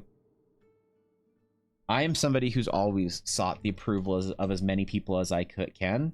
To the point where it destroyed parts of my creativity. You know, I tried to fit in with the crowds. I tried to be a good concept artist for so long. I tried to fit in with the concept artists because like concept artists are like a unique breed of artists that people don't know much about, because concept artists, they aren't on Twitter, they aren't public, they don't hang out in Twitch chats, and they don't stream. Concept artists as like a group of artists go to work for a company, and they get paid a lot of money, and they're very, very good at what they do, and they're elite sort of like level art bros or whatever, and you don't ever hear from them because they only post on social media once every like 15 to 16 months. When their NDA for a certain project goes down, they dump all their art on ArtStation, they go quiet for another 3 years. It's like, holy shit. And they have a certain culture to them as well that people don't often understand, or because like it's never public. Like, you don't know unless you're in that culture. And I tried so hard for so long to be accepted by my concept art bros, and I never was, and I was never good enough to be accepted by them, and that killed me for a very long time. That depressed and demoralized me in a very profound way. I felt like giving up on art altogether when I wasn't accepted by that group. My other friends who went into it and did like cool concept art things, like they all did amazing shit, and I didn't fit in with them, man. And they told me. They're very like merit based, like your ability, your so, and this isn't of course all people, but like it's very common and pervasive in the concept art fields. Your ability to sort of fit in directly matches with your ability to actually produce art. And so if you're technically bad, you're not considered to be like part of the crowd, and there's not much merit to you. You having good ideas or being like a good person or good whatever, if you aren't able to produce good work, you don't really fit in, you don't kind of qualify. And I tried very hard. It's probably changed, probably different culture at game studios now, but when I was like coming up or whatever in my early 20s, it definitely, I tried very hard to get accepted by them. So yeah, I wish I could just say fuck it, I don't care what people think, but I definitely have gone through parts of my life where I've cared deeply about what people think of me, you know? They called you bad at Elden Ring yesterday. Did you just dunk on them, Ashy? Just slap them with your achievements or whatever? Here's how about monkey lizards, we tend to think of ourselves as the higher brain that controls at least the separate from the monkey brain. Yeah, it's all one. You pinned the comment. Okay. That's fair. That's fair. I was a weird kid in social outcast growing up, so I just got used to it mainly. That's fair. That can happen. I've seen that. Yeah, it is important, though, I think, when you're doing something that matters in life, is to kind of, like, if it's a creative endeavor, maybe for other things, is kind of not to listen to anybody. You know what the best advice I ever got about my stream from another streamer was? Not to listen to literally anything anyone ever said as far as feedback goes. And I was like, wait, that's not good. But like, oh yeah, never listen. If somebody says they don't like something about your stream, ask yourself if you like it about your stream or you think it's a good idea or not, and then fuck them. Unless they're a more successful streamer than you by a large margin, you shouldn't listen to anybody. And I was like, shit, man. I think that's true in a lot of ways with a lot of creative endeavors. A lot of people who talk about art or writing or whatever. It's like, would I listen to James Pack tell me that I have something wrong with my art? Yeah, absolutely. Would I listen to somebody with 300 Twitter followers that isn't even a great painter about my art? Like, maybe. It would depend on how good they are at art. Right? It's not about the social thing. It's about the actual ability for someone to produce. But I think knowing yourself and having confidence in what you're doing and deciding that you're going to go off and do something regardless of what people think of it is a superpower. So if you have that, man, you're on your way to greatness, bro. And I salute you. For we shall see great things from those individuals. Some evidence is in neurology puts the monkey brain being the one in control, and that all of our higher thoughts are just rationalized for our basal urges and instincts. There's some interesting shit about that. Yeah, I watched like a 4-hour Andrew Huberman podcast about monkey brain shit. It's very interesting.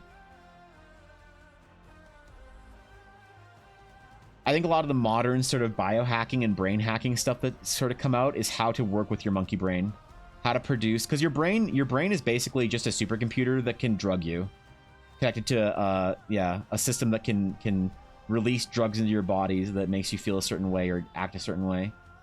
If you understand the way it works, you're on top of it. If you don't, man, you better.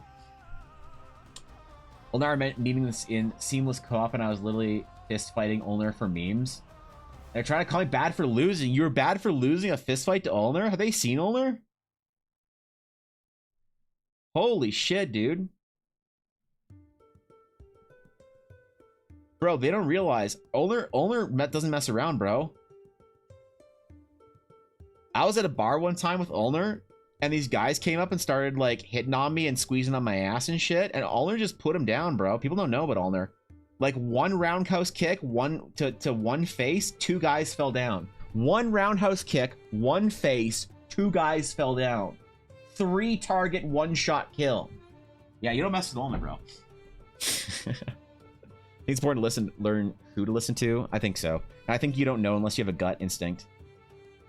It's a gut instinct to try and figure out if this person has things figured out in a way that you want to sort of emulate. It's tough, man. Doing anything creative is it's a big challenge. It's a noble endeavor. People underestimate it.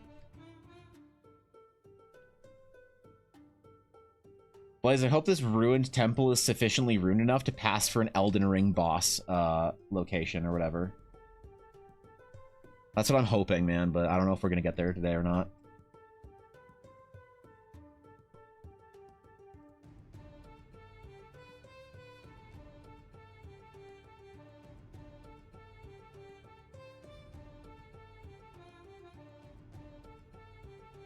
Try my best, all right?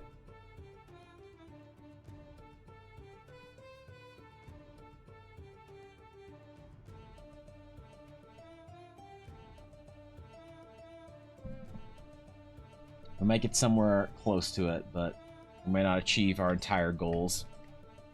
Gotta put some trees and shit on here, though, for scale, man. Temple of the Candlekeep. What is the Candlekeep? I like it.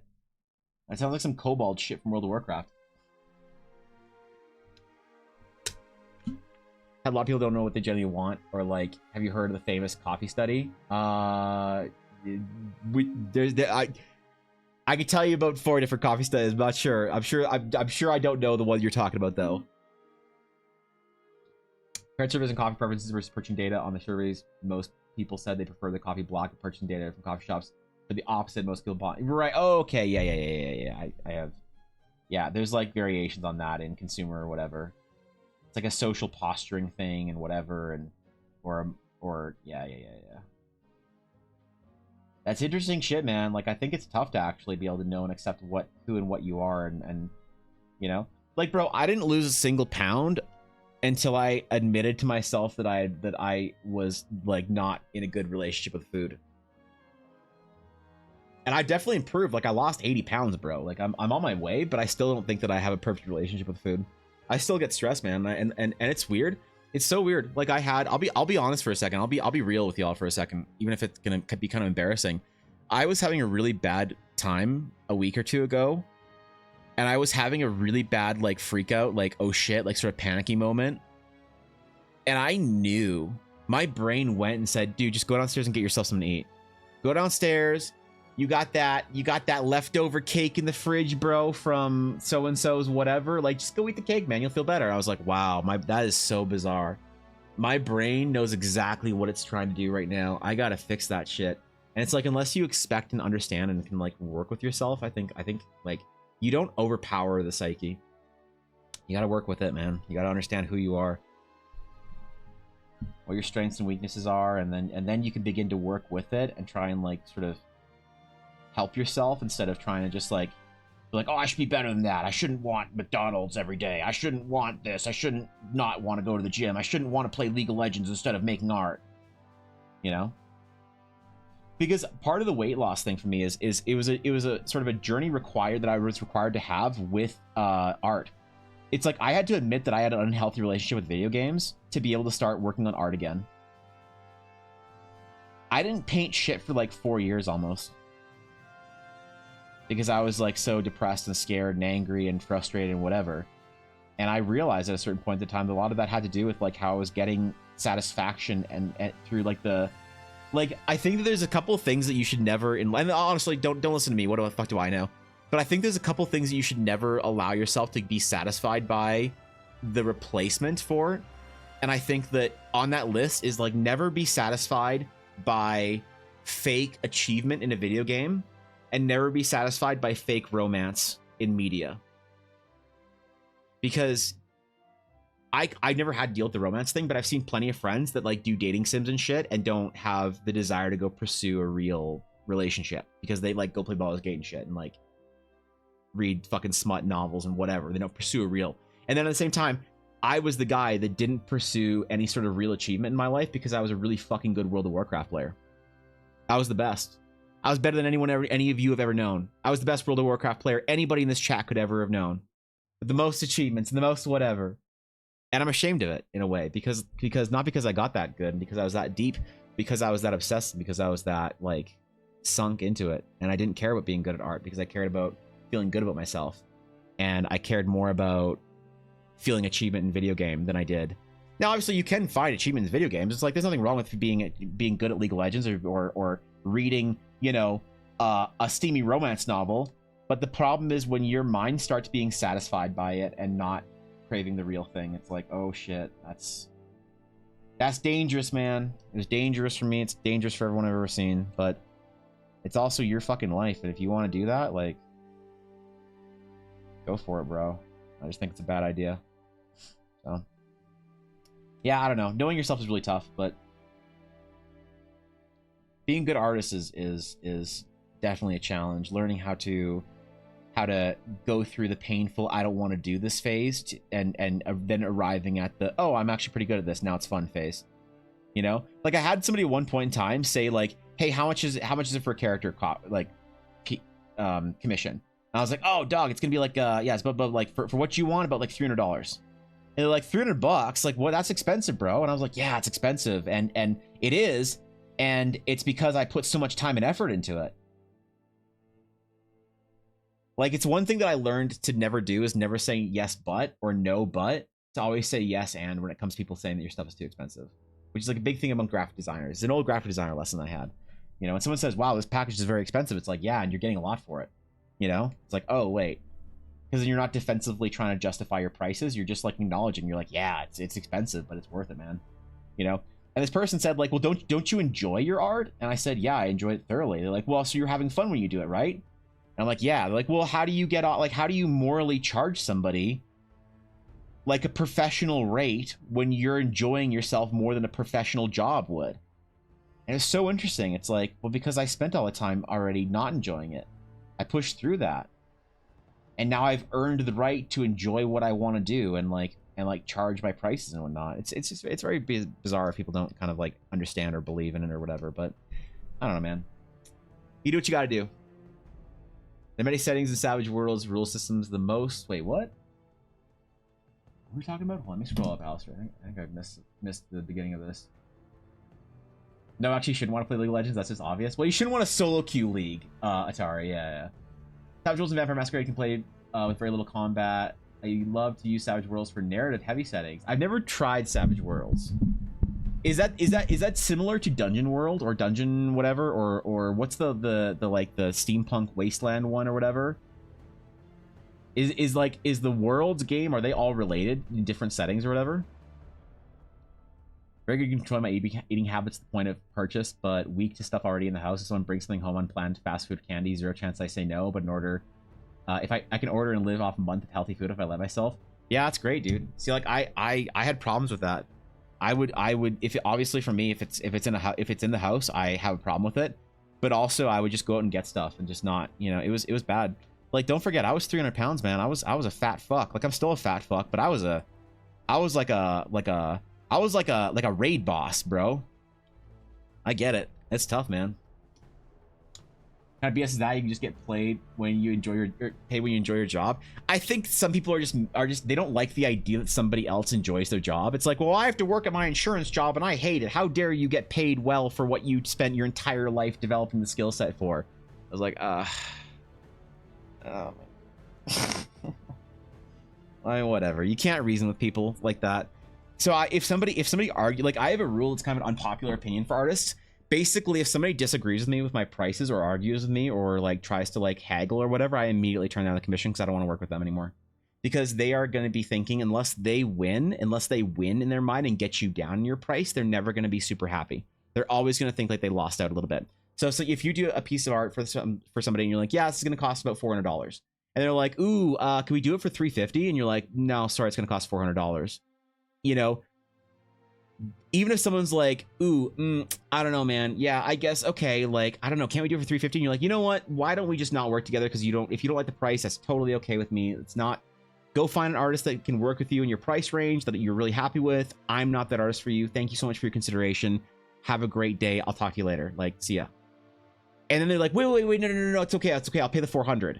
Even at that point, I will say, look, you're not happy with the $400. Even if you're willing to pay the $400, you're not going to be happy with it. So like, I'm sorry, I'm not.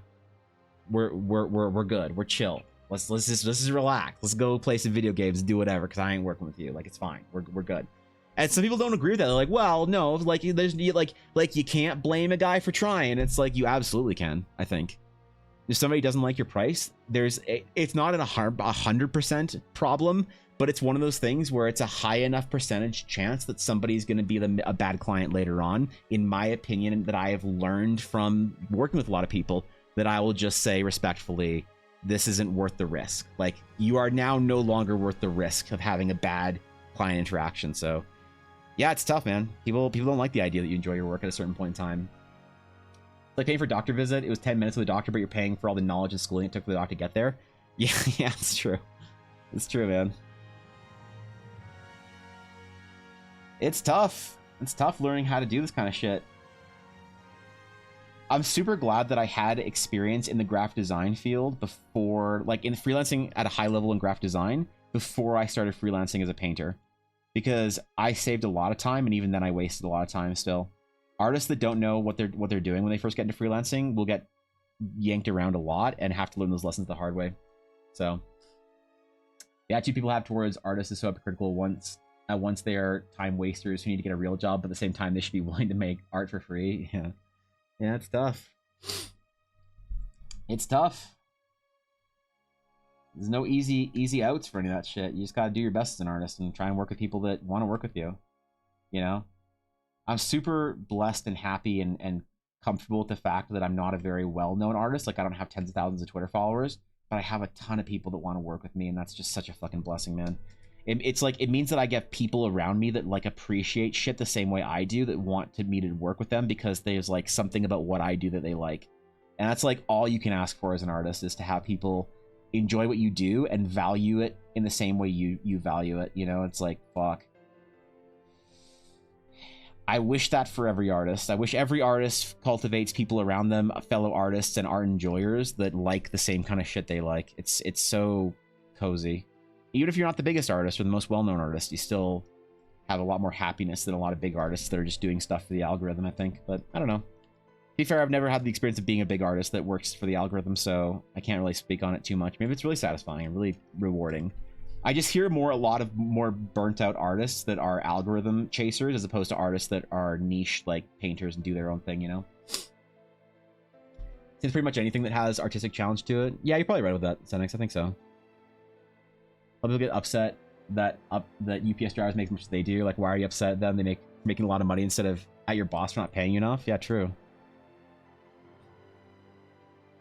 Yeah, true, man.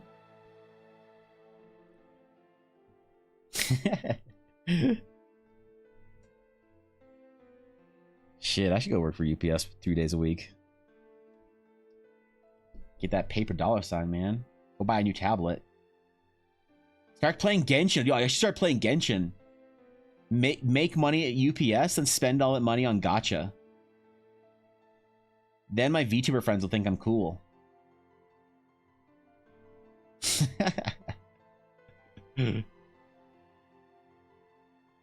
Actually, I don't think any of my VTuber friends are gacha DJs, to be fair. Shit. Ah, shit.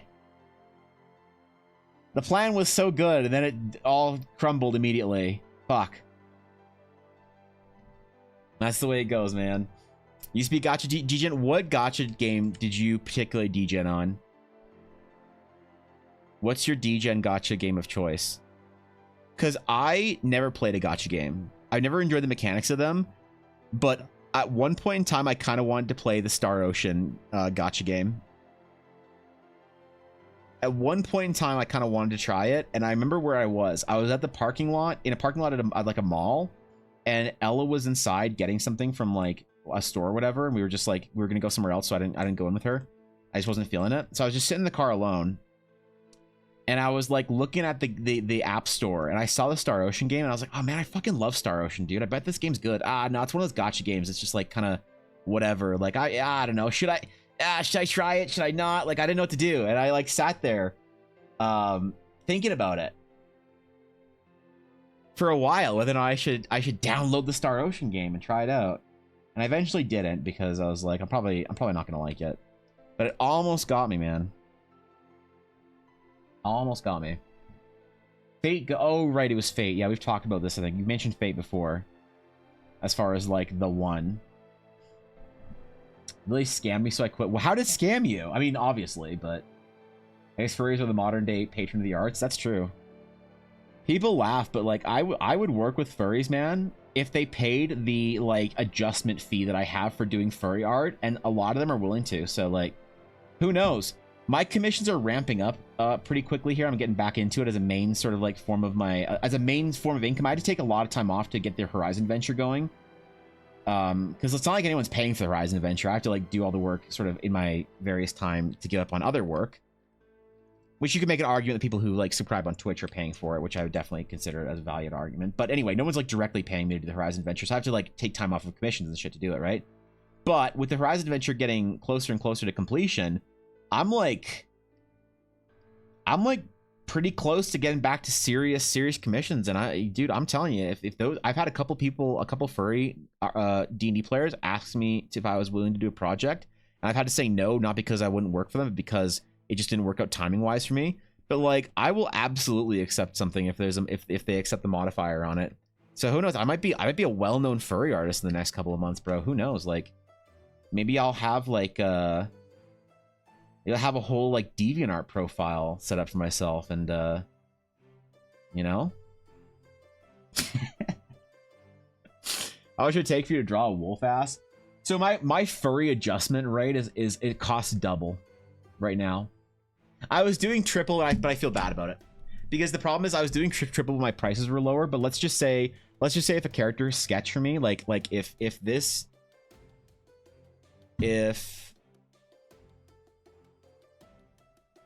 is a $300 character design and sketch, then it'd be straight up $600 if I were to do it for furry. So that's, as if it's something completely out of my style, it's gonna take me a lot longer to do. So if somebody asks me for some anime shit or some furry shit, I'll do it, man. But it's just out of my style, and it's gonna take longer. So I'm just gonna charge double. Like, that's just the way it is. Like, and some people are like, yeah, fan, reasonable. Like, let's do it.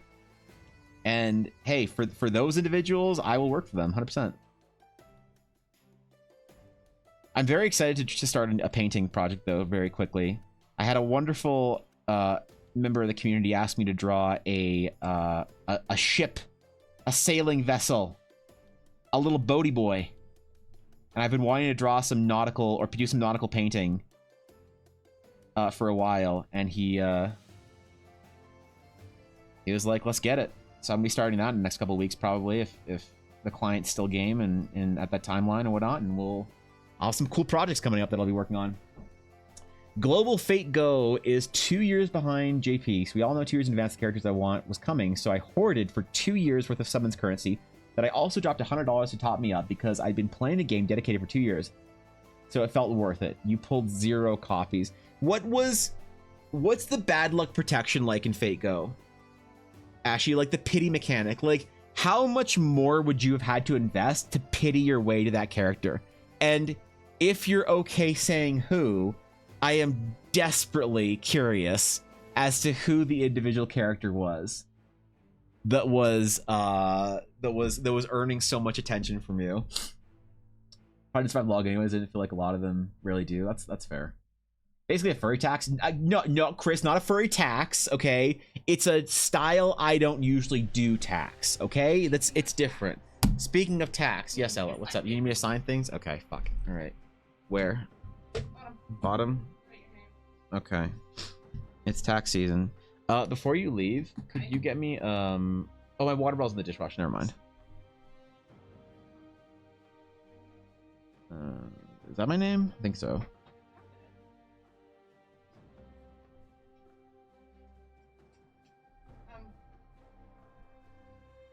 I almost put the 24 underneath it.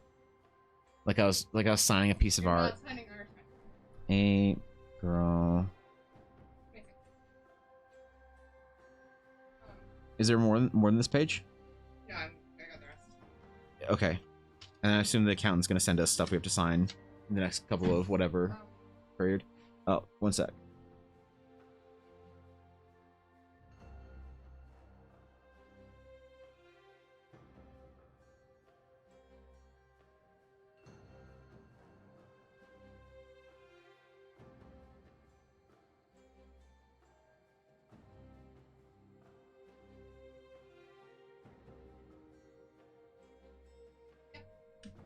All right, sorry, chat. Important things. Important things. The pity protection is fuck yourself. There's no pity protection in Fate Go, really? Really, Ashley? Oh shit. Okay, is pity protect is the battle protection a new mechanic in new gachas? What's up, stone knife guy? For an anime tax, the cheese tax, not quite the cheese tax. That's more of a unit thing. So, Paper protection is if you pull 5 of the same 5, all future copies give you a currency that lets you buy 5 of choice of a limited pool. That is awful. That is disgusting, despicable, and heinous even. Ashley, I'm emotional over that for your sake.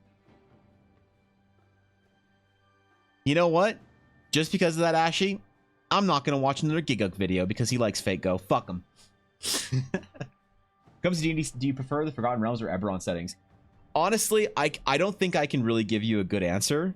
That's a very, like, I think it's a very interesting question to ask people because they have very different vibes from what I understand. Eberron's a little bit more non-traditional from what I gather and like more techy and has more of a Magitech or steampunk vibe or whatever. And obviously Forgotten Realms is more traditional. I'll be real with you, I haven't played in either setting in probably like 15 years.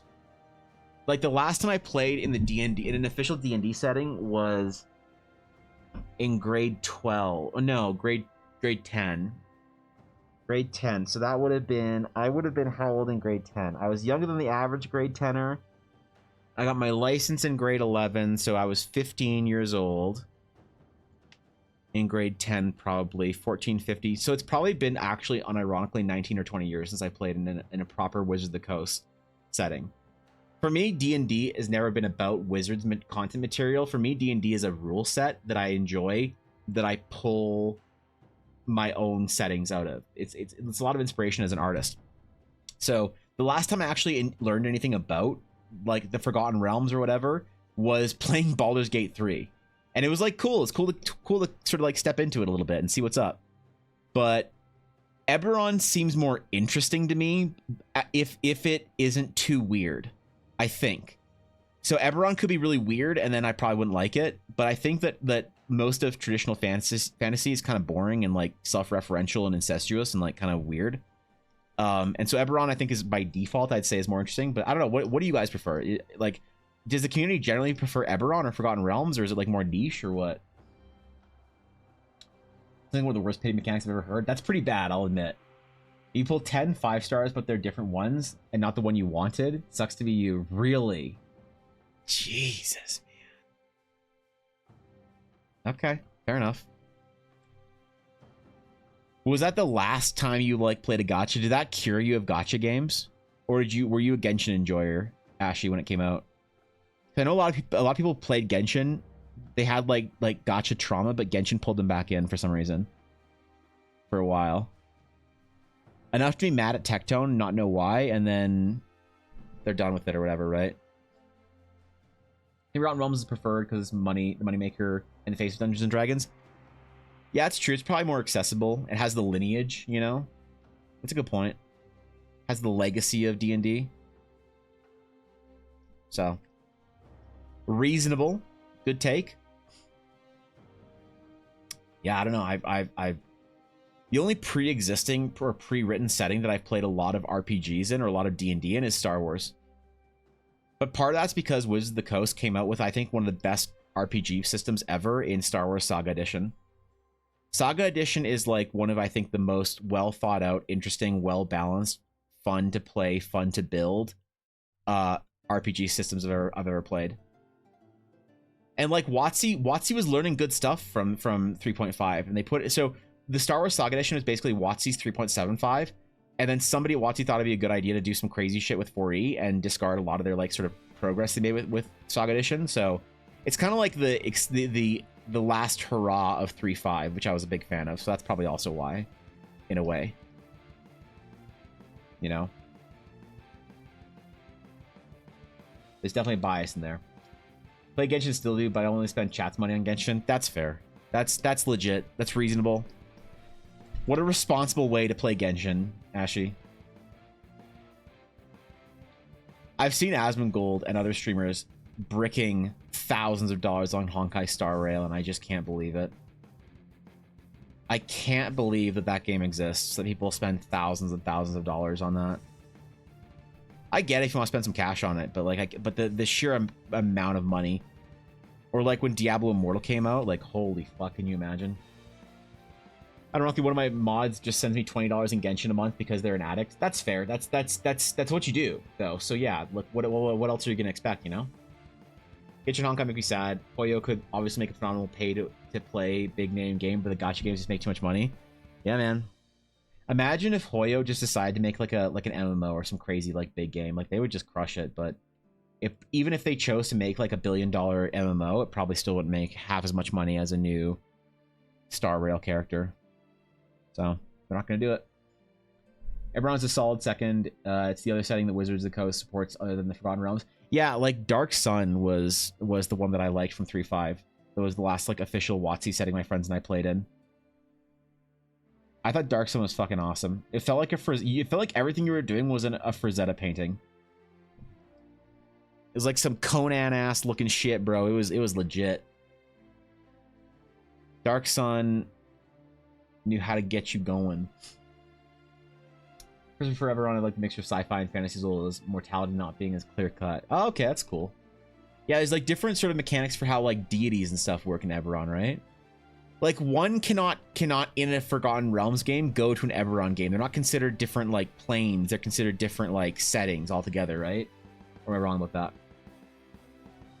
My setting is very much the greatest hits type setting where everything is legal, but the more obscure source material is just less common in game world. Like, I have no idea where a gift society is in my game, and I won't until a player plays one or it's relevant to the campaign. Totally. I think that's the most responsible way to do world building like that. Absolutely, bro. You just like leave it open and low resolution until it needs to be focused on, and then you start like rendering it. I think that's the best way to do it. 100%. That's why I'm building Eldara. Sometimes people will ask me like, "Oh, where if I was gonna play like a Gith or like a whatever, like a Ganassi in Eldara, where would I be from?" And I'm like, I don't know, man.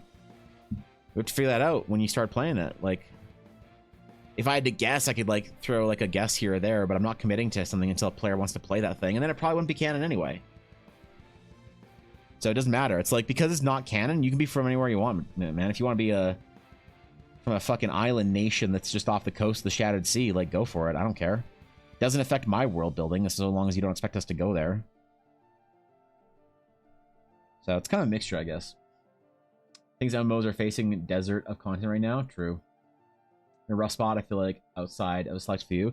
Yeah, it's still my favorite, probably, like, type of game. I mean, World of Warcraft, I think, is still my favorite game of all time, even though I'm not playing it right now. But a new content thing's coming out for World of Warcraft soon that I think I'm actually going to play. It's called Time Running Mista Pandaria or whatever. It's this, like, fun, dumb, like, I don't know, victory lap of Pandaria that seems really cool and different. And I'm actually excited for it. I'm going to try and play it. I'm going to try and take time out of my week every week and play a little bit of it. I need to start playing video games again. Like, in a serious way. I have been forcing myself to do nothing but work for too long, and my brain just requires the balance of, like, I think that it's interesting for artists. I think you have to create more than you consume. I think that's an actual hard and fast rule for artists if you want to be a great artist and, like, maximize your potential. I think that there's a balance of, like, how much you consume versus how much you create, but I think almost none of the time is it ever more than 50% consume. I've never met a great artist that creates less than they consume. And every artist that I've met that consumes more than they create is struggling in some way or another. So it's like, what I mean by that is if you paint for 20 hours a week, but you play video games for 30 hours a week, or watch TV or do whatever, like consume shit, art and other stuff for 30 hours a week, then you're like, the balance is off. So you have to paint for 30 hours a week or practice for 30 hours a week and then play video games and read stories and do other bullshit and whatever. It's like art-y or whatever, like entertainment. Less than you actually create. But for me, I overstepped it way too far and I was at like 95.5. I probably need to pull it back to like 75.30. I think I'm much more happy when I'm still being inspired by things. But everybody has a different metric. The only thing that I think is actually a rule is the create more than you consume thing. But that's also mostly anecdotal evidence. Even though it's like been proven to me time and time again, I still can't say it's a rule. Obviously. Somebody will point out some degen artist that's an amazing prodigy or whatever that plays 80 hours of League a week and then paints for 4 hours and is some amazing artist. So, you know? And it's like, that's not the point either. The point is that that's at their potential. So, like, what would they be like if they played or painted more and played less or whatever? So, I don't know. But I need to play more video games, man. I need to draw more, art more, and do other work less, and play more video games. It's my healthy balance that I need to achieve. All right, Blaze, here's your stupid temple to a stupid forgotten goddess. What number are we on? I gotta actually check the thing. 492. 492. There it is.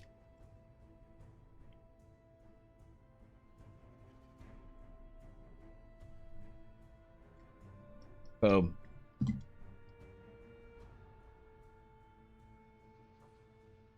All right.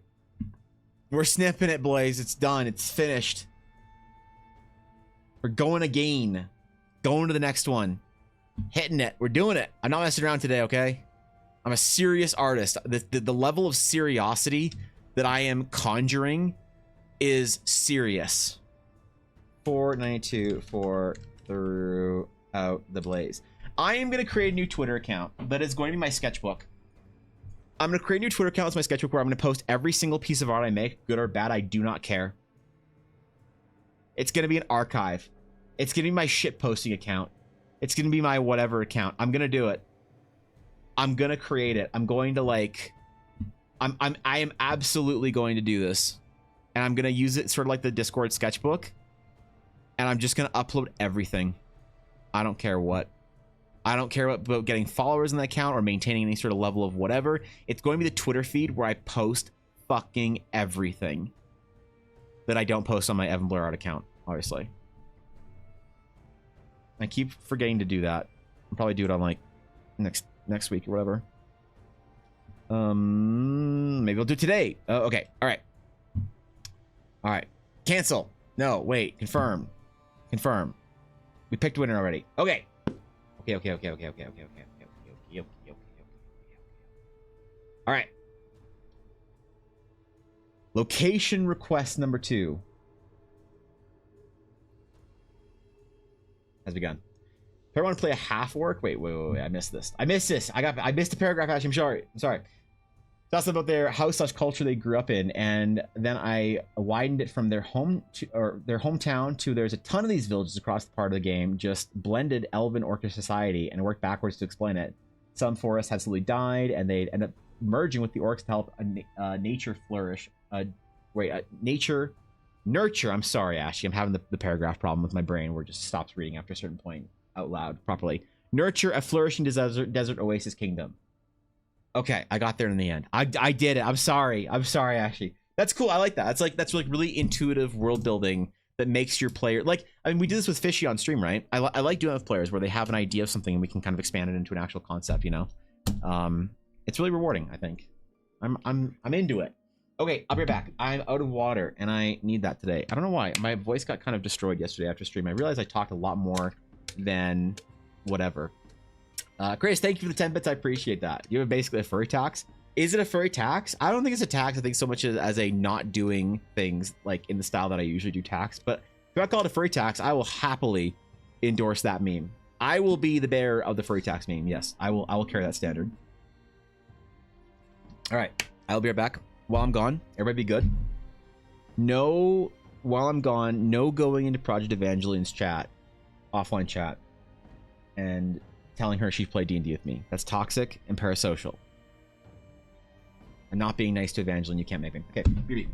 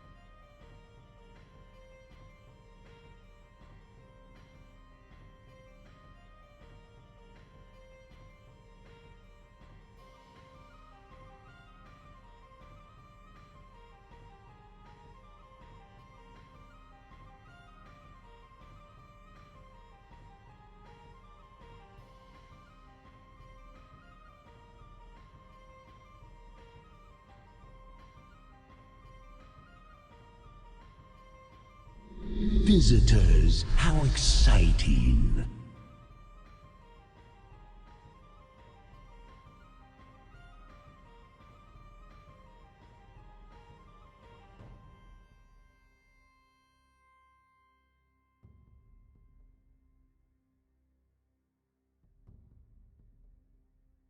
All right, I'm back. I returned. We have water. I'm good. Roll together. Oh shit, what's up? Good to see you. What's going on? Thanks to the raid. I appreciate it, my friends. It's good to see y'all. What's good? How was the stream? What is chilling, my friends? We came back just in time for me to be productive. I got water. I got hydration. If y'all are following Roll Together, go over there, drop a follow. It's a good time over there. Does endorse, does enjoy. All right, the winner is the illustrious, the amazing, the always correct about their D&D opinions, except for that one time they disagree with me. And that is, of course, just Garthen. Garthen, my friend, tell me, where are we going? What amazing places are we rendering today? What ancient locations of mystique, of wonder are we exploring today? Congratulations, Garthen. Forgot to rig it? Oh, I didn't rig it? Let me rig it. Rig, roll. Let me rig the next one. There you go. There you go. Been rigged. Okay. Roll got rigged. Rigged it for a random person. There you go.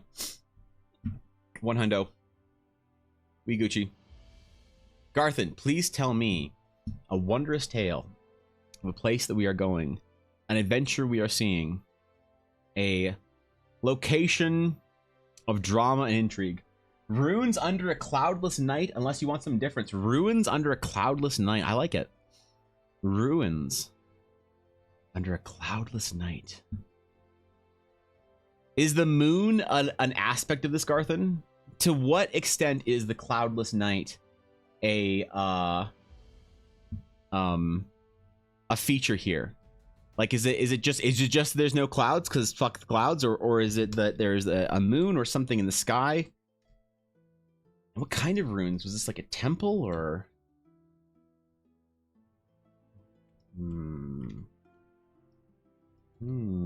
Let's do. Wait, what the hell? What the hell?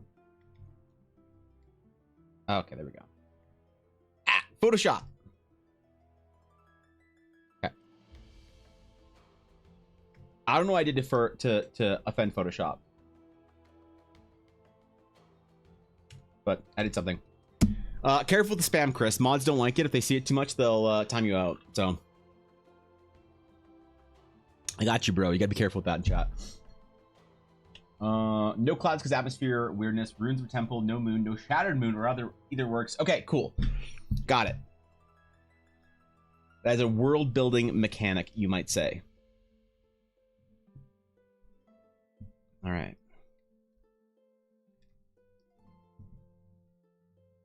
So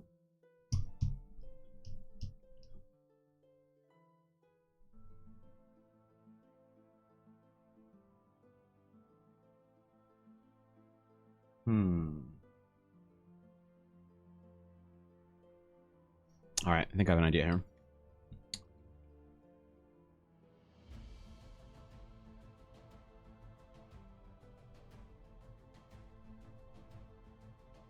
I have an idea. We're gonna try something for you, Garthen. It can be dope.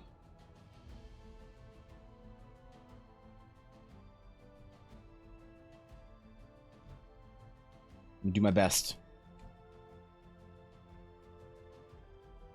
As I always do, to pursue the standard of the highest of mediocrity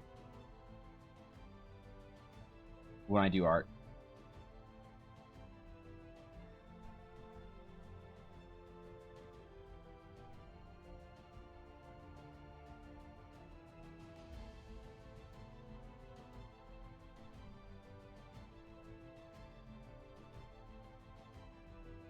Let's see if we can do something maybe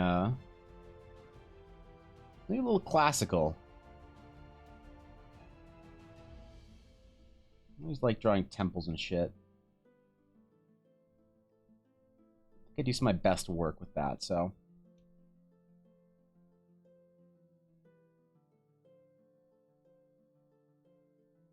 maybe some interesting geography surrounding.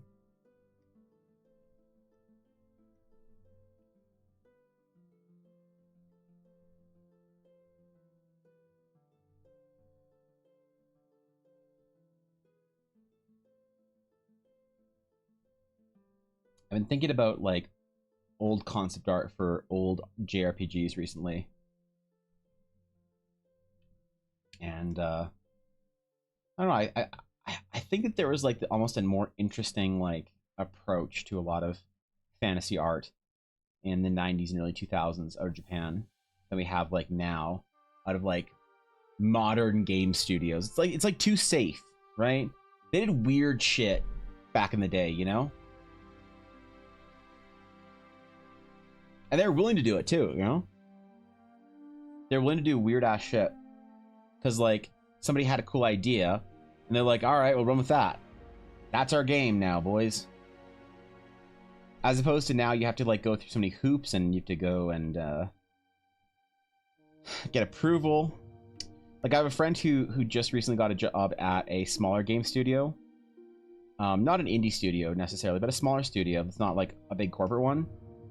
And he was talking about how fast they get shit done at it because it's like not part of the big lumbering structure that is like a massive, you know, Ubisoft, Microsoft, whatever, BioWare, EA. Like it's not some giant fucking corporation, so they can kind of like figure out a cool idea and then go do it. I think that's cool. It's a decent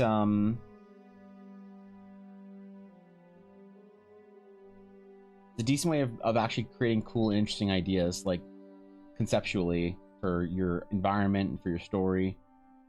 You can pursue something more interesting without necessarily feeling like you have to do the safe thing that'll make the company back their money.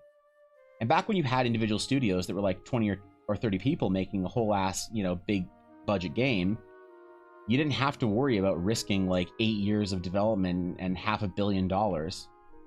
It's so amazing that some companies will spend their entire budget again on marketing, and that budget is like $200 to $400 million. Like, god damn, bro. They know what's up.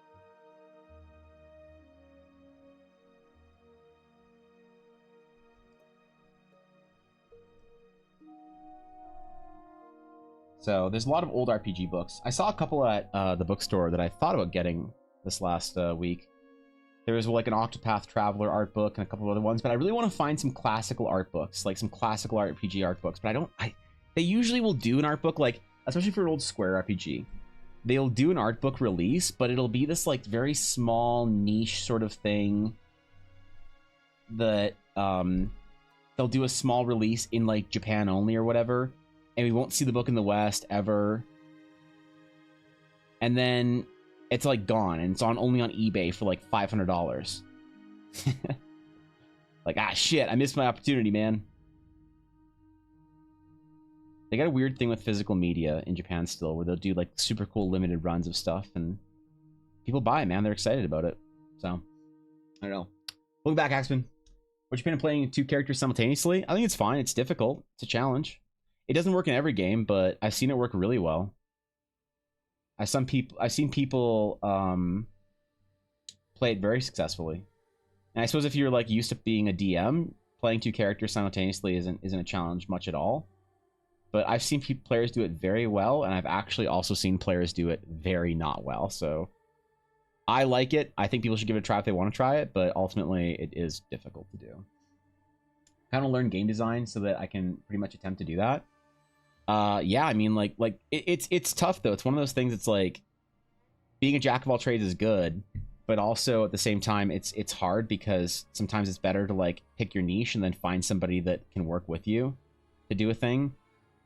It's like, what kind of scale or scope do you want for your project? Do you want to do super indie? Then yeah, learn all that shit yourself. Code it from the ground up. Build that game on your own. Like, don't be intimidated about learning new skills and shit. Like, go after it. But at the same time, if you want to do a more substantial project, you need to bring other people on and maybe find somebody else as the designer, and you can do the art or whatever else you want to do, and Find somebody that's like a designer and a writer, and you can be like a programmer and an artist. Like, I don't know, it's so tough to do independent stuff with the scope people expect for games these days.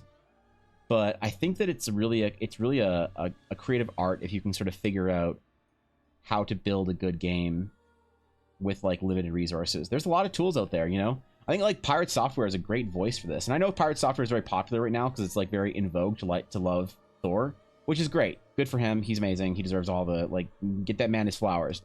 But I think that that a lot of times people like to like shit talk Blizzard and like get focused or bogged down on his takes about the games industry, and you miss a lot of his message about how people should go make games that I think is really important. And he has tons of resources on this shit too. It's great, man. He's really a good force in the democratization of video games making, and I think that's amazing. People should go make games. Go make a bad game. I want to make a game with Ella, but that's like a lot of work for her, and she's doing a lot of dice stuff. What's up? Okay. Just text me why and... Okay, cool. Yeah, right on. Sick. Remember Lone Furry from Roblox made a silly game about collecting random shit while running away from a monster and managed to outsell Activision during their shitty copy and paste Call of Duty? Oh, really? I didn't hear about that. A lot of incredible games like Tales of Tales. I have no idea what that is. I want to stick indie just to teach myself. If I meet someone along the way who wants to work together, great. If not, I'll see what I can accomplish. Do it. You want my opinion on it, Dagger, that you didn't ask for, that I'm going to give it anyway because it's my stream and I can sound intelligent about things that I want to? No. Here's my unsolicited opinion. Go. Start it. Set a date. Set a date. Set a deadline. Pick a reasonable deadline and go. Say, like, I'm going to have a game that's playable in 8 months. Not good, not polished, not anything. But like, say, all right, 8 months from now, like at the end of 2024 or whatever, or like 10 months, and pick a date, a deadline, and say you're gonna release it to the internet, to the wild. You're gonna get it or whatever in 8 months, and just start doing it. I'd be excited to see what kind of stuff you'd make. So. We spend a lot of time considering what's a good idea of how we should spend our time, I think, and not enough time actually doing the thing. But I believe in you. I believe you could do some pretty cool, honestly. You have the passion. You have the will. Doesn't take very long to learn that shit. And you don't have to have your game be a good game when you release it. It's just a game. You move around, you go left and right, you jump up and down. You can do whatever mechanic or whatever thing you're going to do in your game. Move the camera, whatever you want to work on. And then just release it. Doesn't need to have amazing or even permanent art or mechanics or anything. Excuse me. You just relate it. You really should. I think, yeah, fuck it. Pick a deadline. So bad about not focusing on getting a product done, which sucks. When I know I actually got my idea in my head. If you believe in it, it's your responsibility to put that idea into the world. Don't be the person that on their deathbed stares back at the ideas. The faces of all the ideas, the spirits of all the unfinished projects that will look down on you in disappointment for not at least seeing them into the world. Or less morbidly, maybe just go give yourself a chance to succeed. Now, man, I think you should go pick a deadline. If you want to do it and you want to accomplish it, pick a deadline and say, on this day, I am going to release this on Twitter or wherever. I'm going to put this out in the public and make a YouTube video telling people about my video game. And boom. Doesn't have to be good. It shouldn't be good even. It won't be good. It's not going to be good.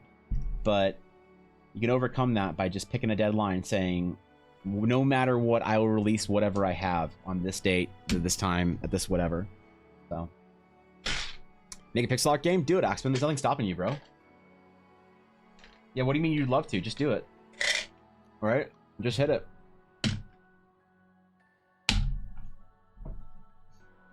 Just have my own D&D work I'm working on. I love to do something a little gamish in the world, equivalently, or eventually to provide some background lore. Fucking hit it, bro. Hit it. You got it. I believe in you. There's nothing stopping you, Dagger, but your own lack of confidence or overthinking or whatever it is that stops people from doing stuff. Whatever your own unique brand of it is that you have going on. For me, it's usually a lack of confidence. For some people, it's overthinking. For some people, it's whatever. But I believe in you, bro. Go make a game. Go impress me. Go win Game of the Year. And go up on stage. And when I watch you walk up on stage in 2 years, and Jeff Keighley hands you that fucking trophy, I want you to know that you built that shit with your hands. Because the potential's out there for you. I want to be blinded by the light you give off when you're up there shining.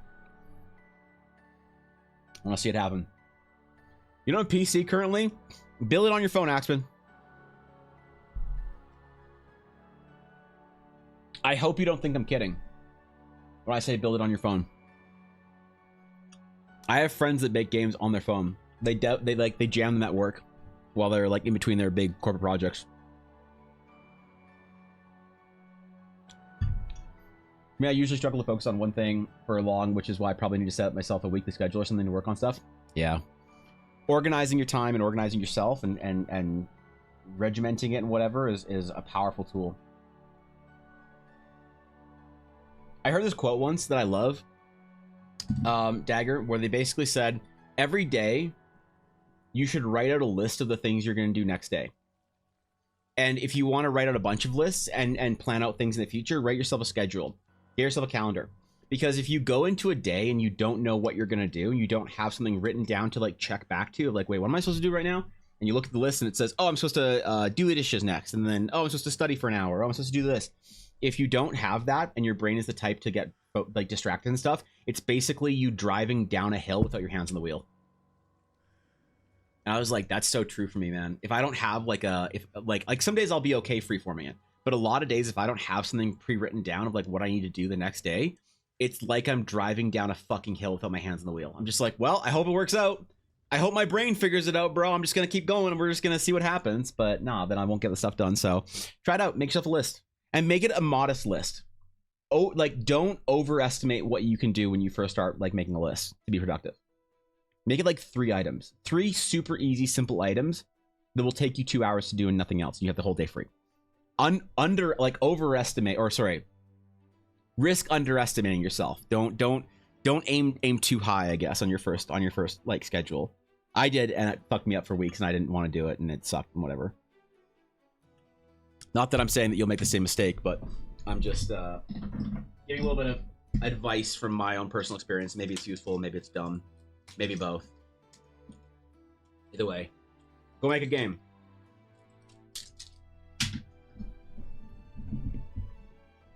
Do you kind of phone, tablet, whatever? Fuck yeah. You got the job, Mel? Congratulations! Holy shit. Congrats, Mel. Wait, when was the interview? The interview was a while ago, wasn't it? How long were you waiting to find out? Or is this a different job from when you were talking about that day where you were doing some interview shit and you're all worried about it? Is it a different one, or is this have you been waiting a while, Mel? Finding a pixel art thing on the phone is not easy. There's apps, aren't there? I thought there were some popular ones.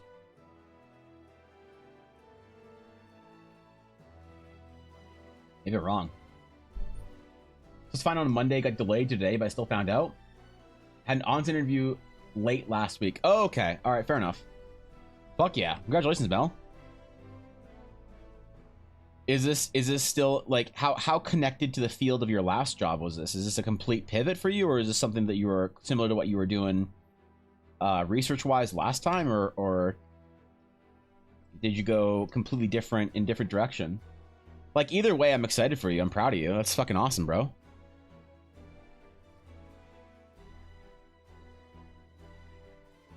I hope you have fun. I hope it's a dope-ass place to work for a while. Same industry, half the lab work. Oh, okay, fair enough. Wait, is that good? Is that good? Are you happy about less lab work or what? I don't know how much you enjoy or not enjoy being in the lab. I mean, come on. Like, look, it can be good or bad depending on what you want to do. You want to get out of it? Okay, fair enough. Then congratulations, Mel. That's awesome. Proud of you, Mel. You stuck with it. You didn't compromise. You knew what you wanted. You fucking got after it, and look at you now.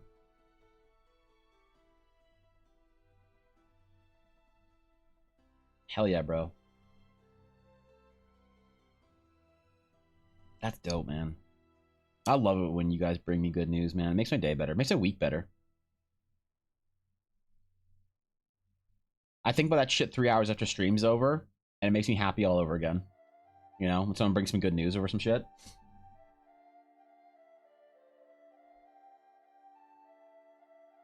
Listen to quarter of my marbles left. That's fair. The part of the industry. I mean, I guess, yeah. Is it like you gotta kind of put your time in, like pay your dues, or is it just kind of like different jobs for different people and you're waiting for different openings kind of thing? Like at a certain point in time, are you like past the point where like I don't know how like lab monkey work goes, where it's just like code monkey shit, like here, go do this repetitive stuff, and then eventually you can kind of get out of it, and it's just like entry level stuff is like in the lab and whatever, or if it's just like a preference. I always find that kind of stuff's very interesting in different industries, like what somebody has to like kind of do or go through or whatever to get to the point where they're, because like in art, it's like painting rocks. Like you go get a job at a video game studio, you start by painting rocks. You're like a low-end texture painter that you sort of like pay your dues, whatever. You play in the sandbox, you paint some rocks, and then eventually you get to start like getting out of texture painting and stuff if you want to. I'm at a stage where I'm getting older and being exposed to chemicals and other stuff. It's just not the vibe anymore for me. That's fair. Okay. Reasonable. I've worked in labs for 10 years and haven't progressed in my career since I don't have a PhD. Okay, I see.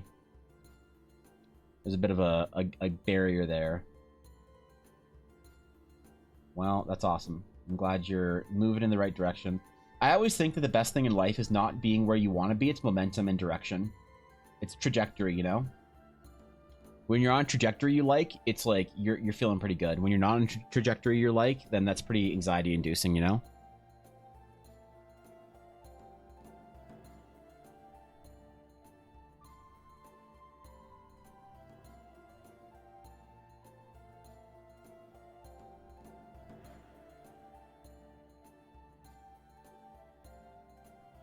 So, I get it.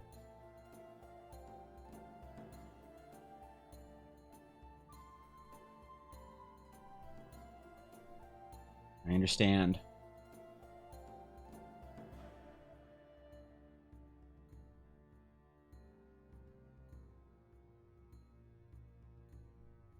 There's a big tower here or something as well.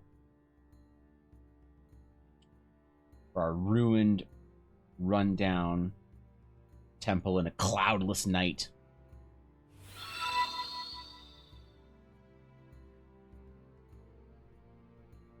Do some kind of like a cool ass looking tower or whatever thingy, balcony. Thank you for the follow. Some weirdo artists. I relate. Holy shit. Like actually. What's up? Thank you. Damn.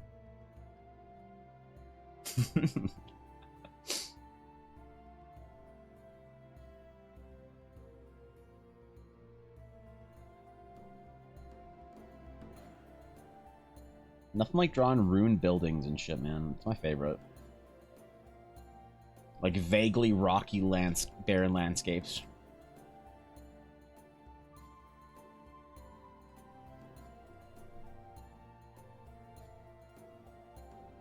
I'm feeling the whole like kind of Slavic architecture thing recently with the Astral Sage temples. So might be obvious, I'm not sure.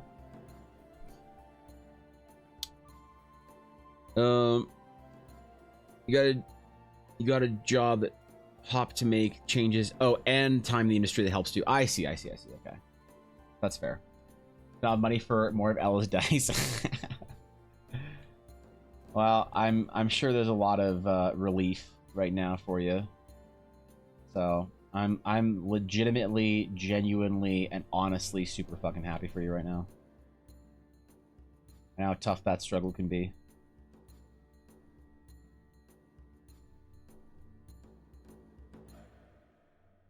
It's hard, man. Good economies and good industries, things are pretty chill, but it's tough out there right now. You'll got to do a lot to just get by. A lot of anxiety over whether or not things will be okay. Try to maintain a positive perspective on it, like things will always just like turn out okay or whatever, but even that's kind of hard to maintain sometimes. I think it's important to suck the copium, you know? It's like you could be foolishly overly optimistic about things, and you could be wrong, but also, what's the worst part of that? You just live without anxiety, thinking things will be okay for a long time. I guess you risk not working hard enough, but I think that's not really as much of a risk as people think. So I try and have that hopeless copium-induced positivity over things, but it's a challenge, man. It's tough. There's a lot of fear and anxiety with like your job and work and your career and, you know, whatever industry you're in.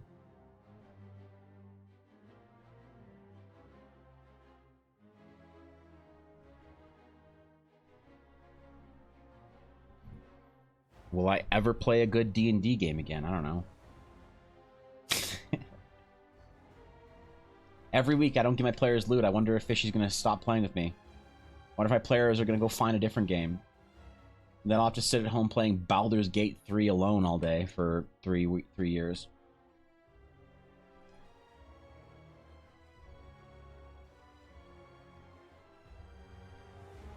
Go play D&D with my old high school friends again. Ugh. Imagine. I actually really miss playing D&D with one of my old friends, one of my old high school buddies. I was playing D&D with 2 of my old high school buddies, but I haven't talked to one since I got married. He wasn't happy with me and we had a falling out, but I miss playing with the 2 of them. You got Madge. Didn't want to be my friend anymore. So our D&D group stopped playing D&D, man. It was tough. We're gonna go to see Ella's Dice. I do want to give myself another set eventually. Blackwooddice.com. Yeah, so she doesn't have a lot up there right now. She's actually building an Etsy store in addition to her Blackwood Dice store because she got some advice from some friends at conventions and stuff, and they told her that she should invest in an Etsy store. So her Etsy store prices will be higher than her website prices because Etsy store fees. But supposedly the marketing and legitimacy that Etsy stores bring to dice makers and creatives in general is worth it.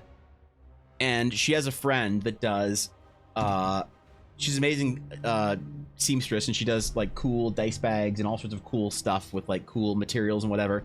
And she has her own website, her own shop site, and then her Etsy store.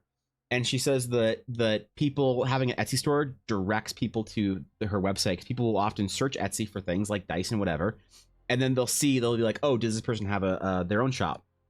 And see if they do, yes or no. And if they do, then they'll go to the person's shop because it's usually cheaper than the Etsy store because of fees. But some people still shop through Etsy. So she's like, fuck it, there's nothing to lose. So she's building her Etsy store and her website right now. So I don't know when she's gonna be done. I don't know when it's gonna be up and running and good and whatever. But she's got a ton of product photos to do. She was doing product photos yesterday actually, and earlier on this week. So she's doing it. Like it's coming along. It's actually looking pretty dope. Guapo won that set that she made for my birthday giveaway yesterday. And she's got other sets like that. It's pretty dope. And she's doing like cool things like her cherry blossom dice and her geode dice that people fucking loved at the markets and conventions. So I'm excited for it. It's gonna be a big summer for Ella. Revamping everything right now. I'll be doing a bunch of that today. Oh, fuck yeah. I'm actually planning on having it updated by Monday. By Monday! Okay. So you're saying, Ella, on Tuesday for my game, I'll be able to tell people about all the cool stuff they can go find on blackwooddice.com then, is what you're saying. Okay. Alright. I think Elle is also taking Advent Calendar pre-orders, actually, no cap, unironically, very soon. Which is ridiculous and silly, but the way it is.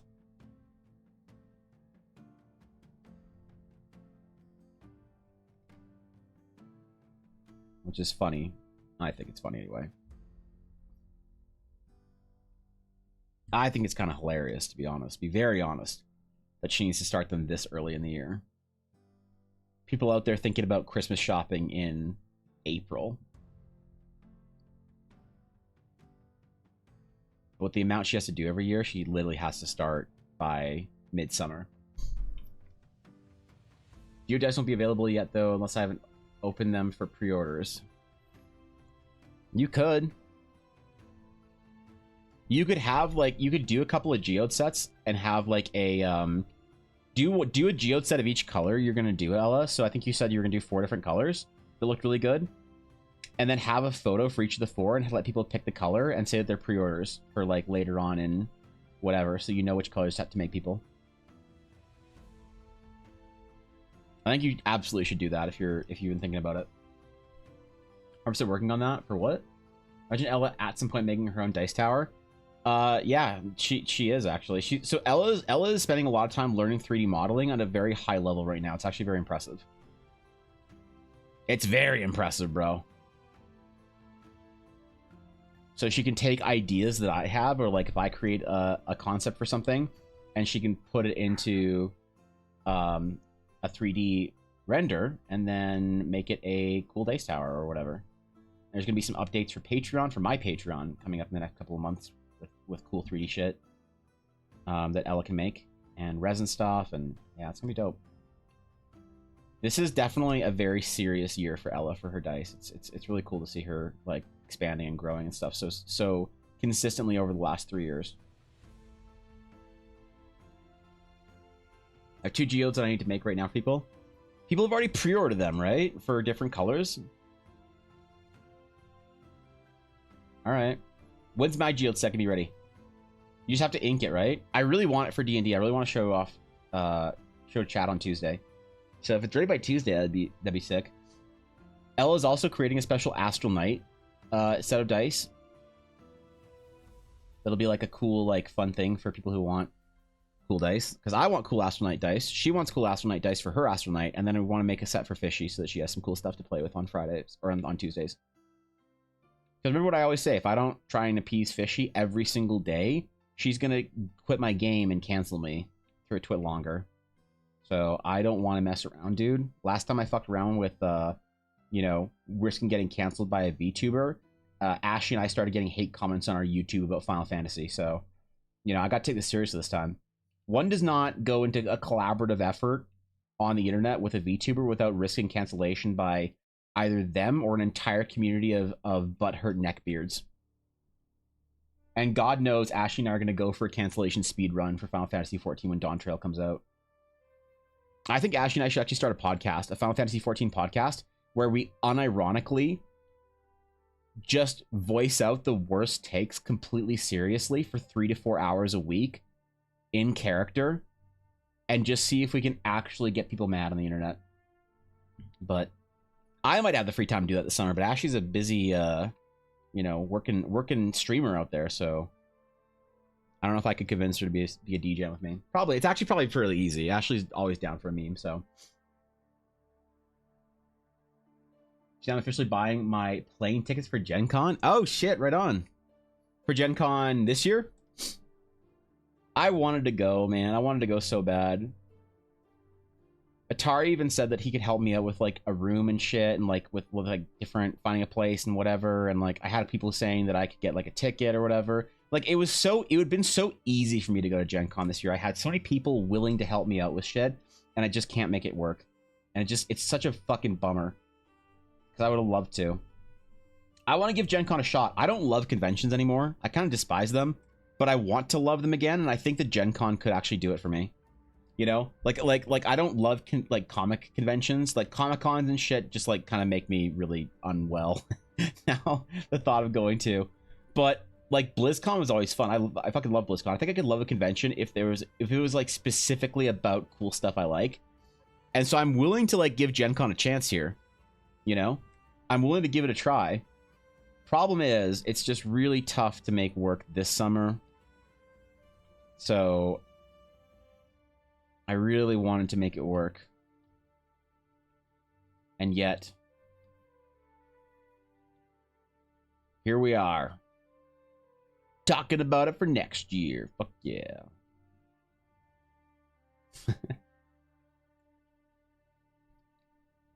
We'll see. Hopefully next year. I want to go to a Gen Con just so I can stand in front of Mendari, looming in front of her, staring down, casting a great shadow upon her, and tell her to her face that I think that the names of her stuff in her world are stupid. And then start Twitter drama over it. And farm D&D Andes. You'll never know if Faye and I actually start a beef or drama if it's actually just us fucking around, or if she's actually mad at me for some reason. And the problem is, you will never know. You would never know, man. Until there's a diss track, then you know. So. Going with the Tails group and booked an Airbnb back in January. Fuck yeah. He did a lot of this as soon as 2024 started. So I've heard that this is the problem with me for Gen Con. I've heard most people say that the best way to do Gen Con is through Airbnb. But the hotels are just prohibitively expensive. And then basically if you want to go to Gen Con and not spend way too much money on it, that you have to do Airbnb. And I don't think I could actually stay in an Airbnb. I don't think I could do it. So it just wouldn't work out. So I would need to stay in like a better-ish hotel. And that would be expensive, I feel like, for Gen Con. I don't know. Like, no one I know is going to Gen Con staying in a hotel. And every time I bring up the hotel situation, people always, like, laugh at me. And then give me this, like, sympathetic, like, oh, wait, you were serious. Oh, no. Oh, no. No, no, no, no, no. Oh, boy, you're going to have a bad time, bro. Right? Like, it's just this, like, this joke that becomes not a joke. And then people, like, wait, he's not kidding. He's not kidding. So, makes sense. Yeah, true. Back in your little worry. Well, you don't be worried, Minako. Be happy. Never be worried about something that somebody else can be paid to be worried about instead. Proverbs, Evan Blair, Book 1, verse 12, lines 16 through 18. Do not give a fuck about things that somebody else could give a fuck about instead. For one's resources are already stretched thin, and that which is somebody else's problem should stay somebody else's problem. Or something like sagely or whatever. People from the Tales have been before us. They know how far to go and the types of Airbnbs to grab and such. And one of our people also lives like 5 minutes from the Colts Stadium where they hold it. Oh, okay, there you go. Well, that's easy. That's decent. In the next couple of years, Ella's probably going to have a good shot at being a vendor at Gen Con, so who knows? Maybe I'll be going with Ella, you know? More people also would... oh, wait, Discord is having problems, and I have D&D Night. You have D&D Night, and Discord is having problems? Time to pay for Discord Nitro. Let's fucking go. That Discord VC is all dried up. Time for you to start playing to paying. And paying to playing. Wait, playing to paying. Yeah, there you go. Both of them. Simultaneously. Willing to trek both hills up ways to visit Temple Vive? Yeah, for real. You gotta complain about it at least a little bit to your other acolytes or monks or whatever. For myself this year, I want to push myself, start getting out there in the TTRPG space as a creator. Hell yeah!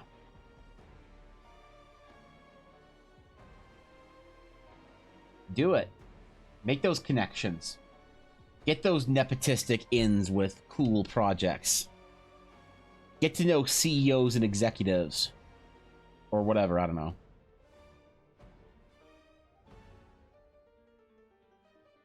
I don't know if Gen Cons works the same. Probably not, I'm going to say. Because there's not much like TTRPG media. But I actually have a secret hack for how to get into, make connections and stuff in the industry, for the games industry. Go to a convention and dress nice. Dress like semi-professionally. I'm not kidding. I'm not kidding. I told this to a friend of mine before we went to BlizzCon, my friend Andrew, and he didn't believe me, but he thought that he'd try for a meme. I said, all right, here's what we're going to do. We're going to go to BlizzCon. He said, yeah. I said, we're going to wear chinos. And he's like, okay, we're going to wear chinos. We're not shorts. I'm like, nope, no short pants. We're going to wear nice chinos. And he's like, okay. We're going to wear nice, comfortable dress shoes. He's like, okay. Nothing like too fancy, but like dress shoes. He was like, got it. Like, then what we're gonna do is we are going to wear a nice solid color dark gray or black collared shirt. And he's like, okay. And then we're gonna go no tie. He's like, okay. And we're gonna wear some sort of like fancier bag, not a backpack, no blazer, no jacket. He's like, all right, what is that gonna get us? And I said, respect. And he's like, come on, you're full of shit, Evan. You're not. Come on, get out of here. And what he didn't realize until the event is that people think that you work in the industry or at a professional level or for a games journalism outlet. So he and I are standing in line for a game at BlizzCon, and we're dressed like, you know, decently. And this guy who's also dressed decently is like, comes up to the line and he sees us. He's like, hey guys, do you mind if I like sneak in with you guys? And we're like, sure, man, come on in. He's like, okay, yeah. And he like was kind of more friendly with us. Like, why is a random person asking to sneak in with us? You know, but he was also dressed kind of nicely. And he was like, whew, these lines, huh? And we were like, yeah, it's crazy. It's like, hey, I'm whatever. And he introduces himself like very confidently. And we're like, I'm Evan. He's like, I'm Andrew. And he's like, we start chatting, whatever. And at a certain point in time, you know, we get to the end of the line. We get to the point where we can play a game. And he said, so, hey, are you guys coming to the party later? And we're like, no, I don't know what you're talking about. He's like, well, for like the industry party. And we're like, oh, no, sorry, man. I didn't mean to mislead you or anything. We're not in the industry. You know, I'm an artist, but I'm not I don't work for a big company right now. And he's like, yeah, I'm like whatever from Canada in sales. I don't work for, you know, an industry. He's like, oh, I thought you guys worked for an outlet or a different company or whatever. Oh man, I didn't realize. And we're like, no. He's like, well, it's fine. You guys are really cool. You guys have your shit together. You want to come to the party anyway? I look at Andrew and I give him a see I told you so look right then and there as he absorbs that and is like, fuck, you're right. So I didn't go because I don't go to fucking parties at conventions because I don't want to get canceled. But he went and he like made friends with all these like IGN journalists and like he was like talking to Blizzard devs and Ubisoft devs and whatever. And he's like, bro, if I was in the games industry, I could have just last night I could have gotten a job anywhere I wanted in the industry. Any company I wanted, I could have just gotten a job in the industry right then and there last night. I'm like, why don't you? He's like, I'm thinking about it, like in sales or something, like not even as a tech or like creative position. I'm like, So it works, man. It fucking works. I'm telling you, I don't know if Gen Con's the same because I feel like TTRPG and tabletop gamers in general are more degen, don't have like a media or a professional industry. So you can't LARP as like a professional there as much. Maybe I'm wrong. I would try it. I would go to Gen Con and I would dress half decently and see what happens. You know? We did get also invited to like a line skip, like a press thingy or whatever. That for a game that I didn't want to play. It was like one like a new Hearthstone or whatever thingy.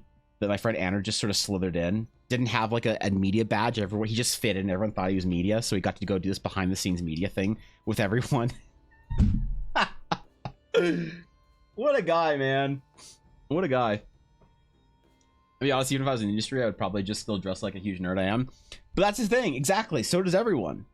And so if you go to these conventions or whatever, like you go to like BlizzCon or like GDC or like, you know, San Diego Comic-Con or whatever, anything where there's like a big video game presence and you dress nicely and you're willing to be like, to be social and shit, you can actually open some weird doors for yourself. It's happened to me every single year that I've gone to BlizzCon and dressed like a, you know, a weirdo, out of place. Because the thing is, like, everyone dresses like a nerd. So when you don't, you're the weird one there. And it's kind of fun. It's just a little trick that we had go to BlizzCon that year. I showed him. Ella can vouch for it too. We've had conversations with people at like booths and shit that have like offered us like experiences and stuff and to go to events and shit and like, oh hey, you guys want to come to like the you know, press thing for the new World of Warcraft, whatever. And we're like, nah, I'm good, because I actually just really don't want to, you know. But we every single year, man, I'm telling you, there's been, it's great. People don't believe me until I try it. Maybe Gen Con doesn't work, but I'm willing to give it a shot and see what happens. The perfect disguise, apparently, yeah, for real.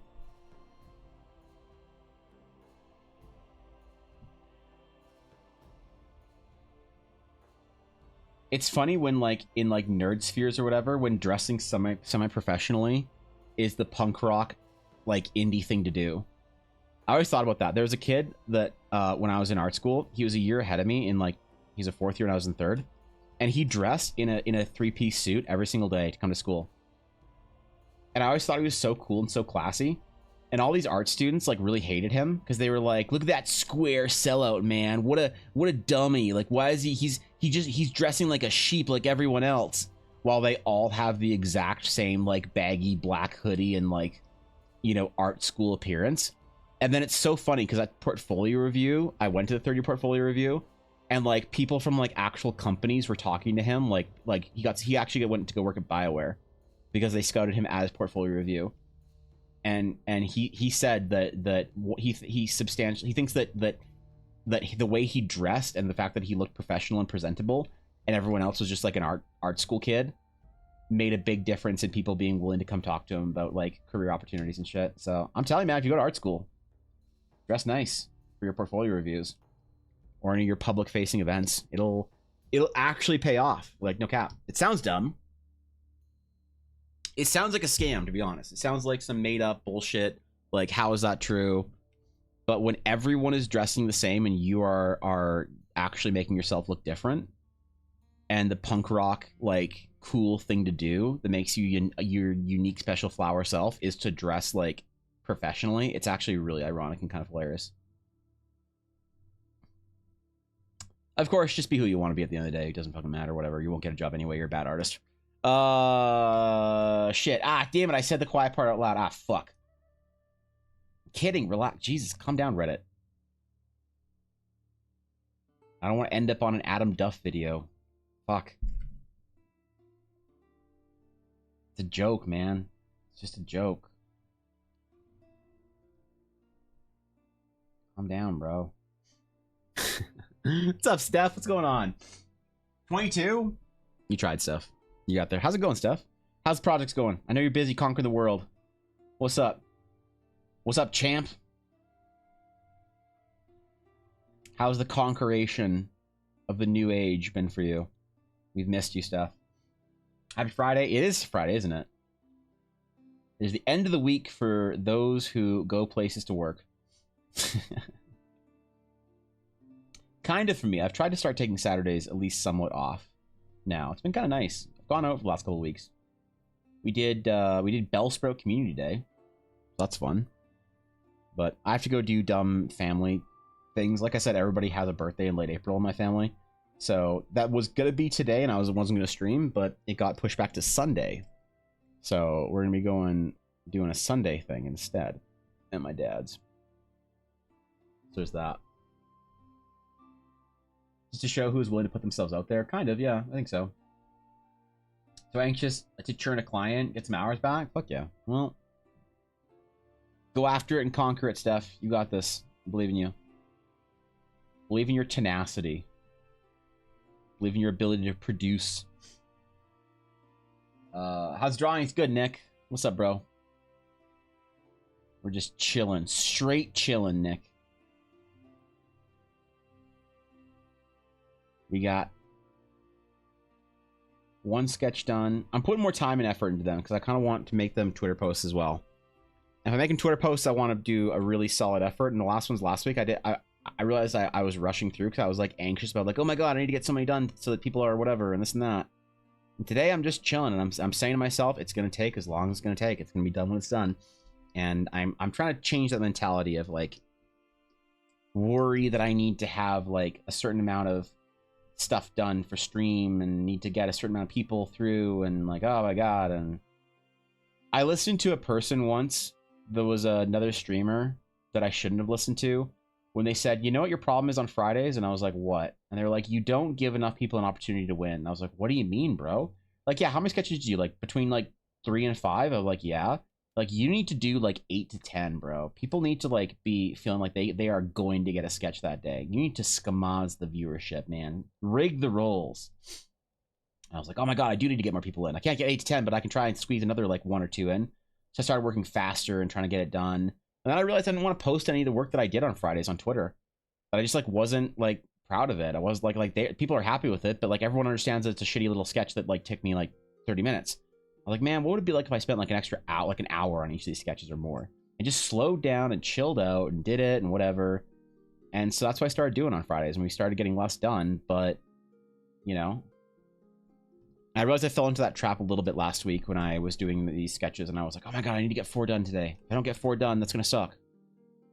People are gonna be upset. What if only 3 or 4 people win? Like I can't do that. I gotta, you know. I didn't slow down, you know. I didn't chill out. I didn't relax. Somebody say hi. Going full degen on Manor Lord. Fuck yeah. Thorkin, we'll be here when you return. We will miss you. We will remember you. Now go solidify your legacy.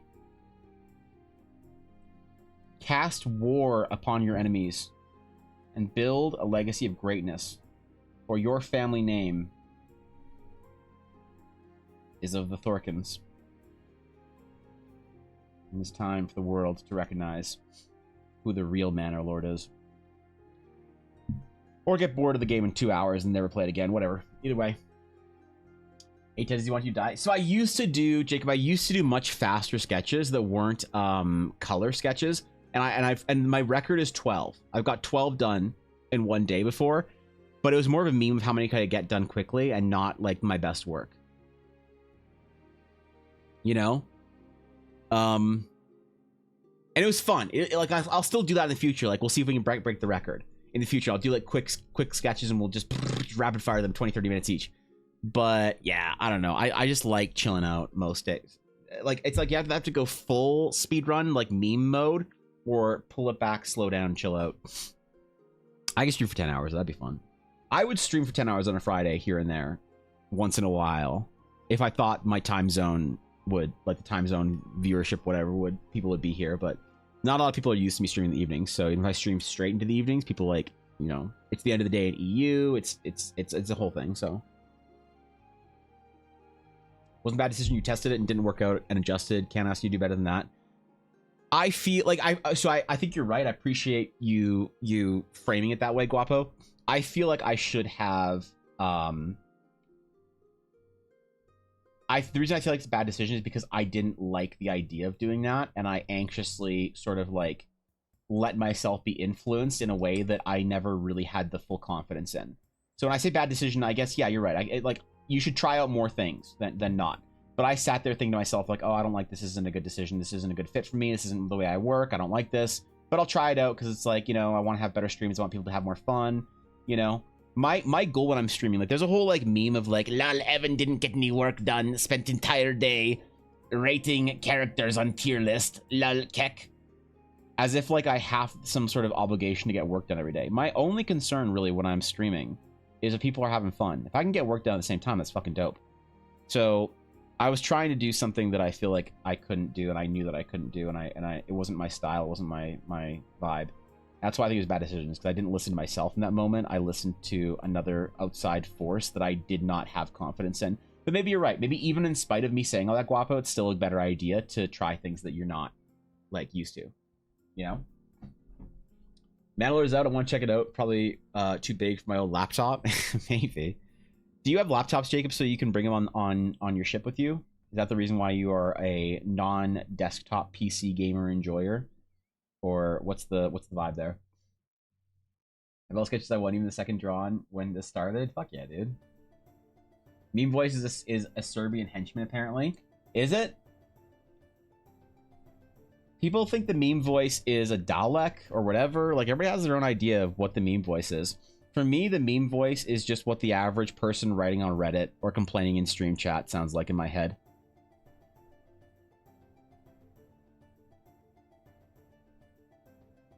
The person unironically Pepe laughing themselves to tears. The voice of the person mad because I didn't read their entire character exposition. They dropped in 4 paragraphs because I couldn't, because Twitch deleted it because it was way too long. That meme voice. So, why Serbian specifically? I don't know, but I would trust Guapo. If Guapo tells me literally anything about Europe, I believe him entirely. He could tell me at this point actually anything, and I would believe it as true fact. He could tell me that every single person in Azerbaijan got in an RV and moved to a camping ground, like campgrounds or whatever for RVs in the middle of Croatia. And now they need more ice and Slurpee mix or whatever. I don't fucking know. And like they want like a Jack in the Box to open or something. And I believe him. Anything he tells me, no matter how ridiculous this is about European culture or politics, I believe him completely and entirely. He could tell me that the entirety of France decided they wanted to be the Holy Roman Empire again, and they elected the heir of Napoleon Bonaparte as their fucking king. And I would say, long live the king. I'd believe him. He could say that the King of Spain has officially challenged the king of fucking one of the other dumb irrelevant countries that have kings. I don't know. Not England. Another European king to a chess boxing match to decide some sort of like border dispute in Africa from fucking 300 years ago or some shit, and I believe him. I believe him. I believe him. Mm-hmm. You say exterminate? You're not gonna get me, Garthan. Bring Napoleon II into this out of nowhere? I'm sorry. Yeah, my bad. I watched an entire video, Guapo, one time. I don't know why, about who would be the King of France. I don't know why I did it. How long is this video? Who would be the King of France today? I watched the video. How long is it? It was 19 minutes long. And it had all the different like the old like Norman line, the like whatever, you know, something line, and then the Bonaparte line or whatever. You know, I watched an entire like 20-minute video about who would be the King of France, and then I immediately clicked the next video, which would be who would be the King of Russia today. And I watched another 15-minute video about who would be the Tsar of fucking Russia. And I spent like 45 minutes watching YouTube videos like 2 months ago about who would be the ruler of a country I've never been to, nor do I have any connection to or any desire to visit ever, and I don't know why I did it. And I still don't understand why I did it. But I did it. So, like, you know?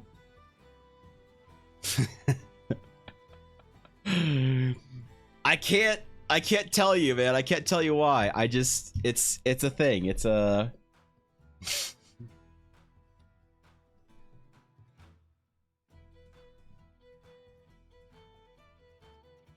I did it anyway. And I regret it. I'll never get that time back. It was the definition of a YouTube rabbit hole. If it's 35-hour podcast on the French Revolution, oh, I'm so sorry. I'm so sorry, bro. My bad. I didn't realize this is a personal issue for you right now. Yeah, I'm sorry, man. I'm sorry. Okay. Now that with King of America, presumably heir to George Washington. He would be king, right? Yeah, I'm not mistaken, George Washington is the only ever 6-star general. Ceremoniously, right? Hold on. Is George Washington a 6-star general? There's no official 6-star general, however, there's a general of the armies of the United States. This rank, which has been awarded to 2 generals not officially recognized as 6 stars. The 2 generals are honored with this designation of John J. Pershing and George Washington. Right. But the thing is, George Washington was given, he's a 5-star general that was basically awarded with some sort of military honor that makes him the highest ranking 5-star that will ever exist. And then I'm pretty sure America didn't give out a 6-star rank during war times, even though there were European 6-star generals, because it was the idea of a required sense of nobility that America inherently rebelled against, which is why MacArthur and the other 5-stars only stayed at 5-star, even though they were technically supposed to be a 6-star rank in charge of the entire Allied forces or whatever. So I thought that I couldn't remember how they promoted George Washington to basically King of America, but I thought it was with a 6-star, but I guess not. I guess Washington is an unrecognized whatever 6-star that's considered to still be 5-star because you can't be a 6-star unless you're fucking King of America, but no one can outrank him, na boo boo, whatever shit. Like, I don't know how it works, but apparently no one can be the better king than out of America than Washington was.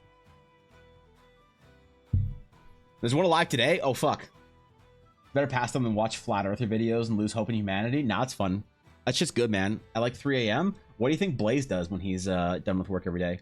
He goes home and watches Flat Earth videos. He's mad who would not be king. His army officers wanted to march of Philadelphia and establish George Washington as king. It would have been a coup. Oh, I remember that. Yeah. Dude, people loved kings in the 18th century.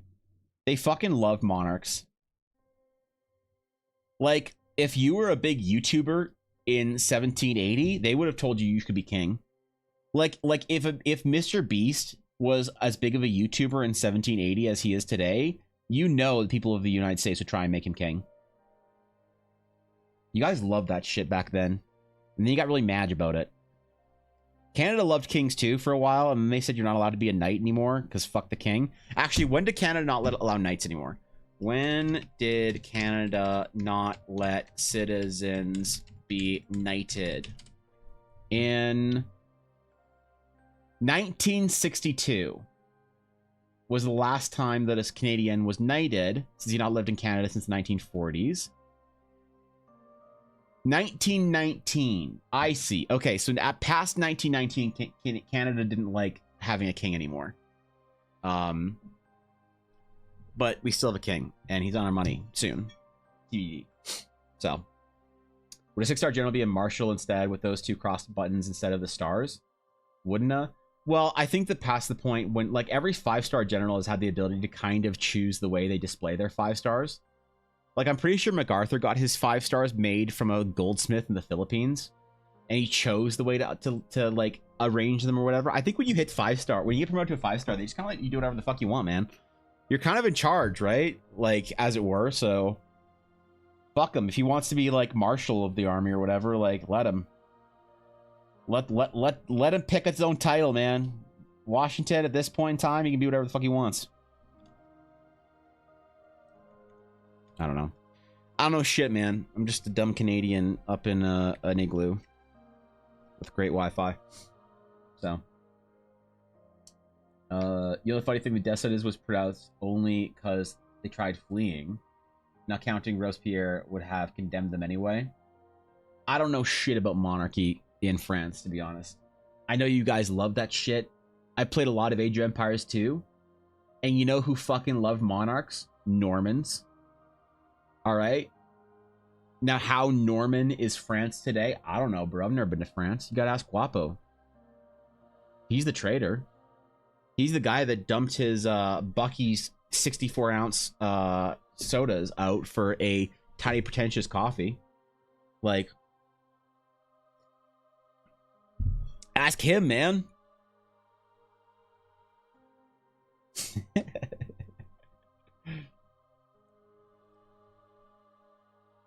He's your guy. All right, mountains. We didn't do mountains. I forgot. I forgot.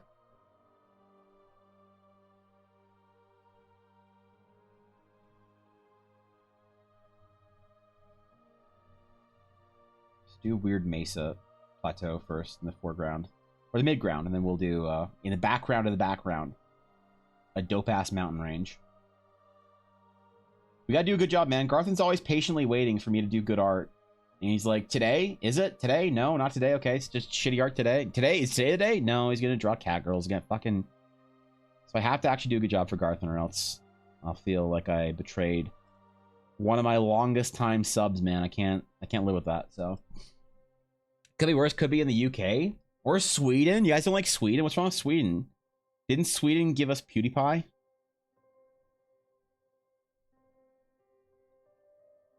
What's wrong with Sweden, man? Sweden seems dope. He's better than Norway, right? Isn't Sweden just better Norway? It's like Norway, but can actually win a conflict against Norway.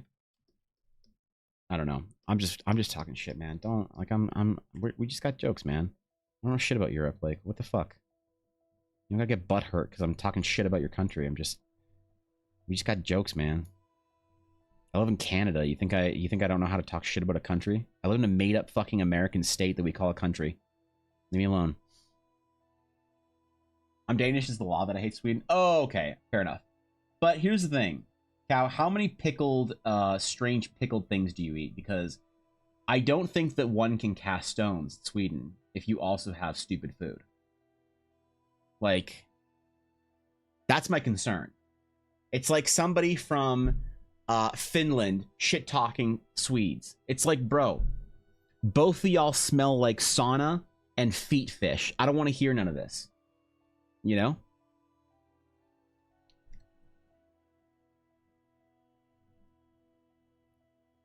It's like when my Ukrainian family talks shit about Russia pre-war, okay? Pre-war, they talk shit about Russia. I'm like, bro, your food's just as great. What are you shit talking Russia for, man? Like, let's be honest. Poland has the superior Ukrainian food anyway, but nobody wants to admit it. Why? Because they fry their shit. Holy fuck, man. Can we just get a fucking pierogi actually in the deep fryer once in a while? Please, Grandma? No, we're boiling them again? Boiled pierogies again, Grandma. Awesome. Super excited for a boiled piece of bread with boiled potato inside of it. Oh, I get salt for it today? Oh, wow. Must be an occasion. Must be a holiday. Wow. Ukrainian food. So wonderful. God, I'm so proud. Last time we had a Marshall in the Netherlands was 1881. After that, we didn't promote people higher anymore. Too expensive. Yeah, for real, right? So we lost PewDiePie to Japan. That's true. In the great Cold War of the 21st century, Japan won against Sweden because PewDiePie moved. You're right. All of Europe has lost to Japan now at this point because you lost PewDiePie.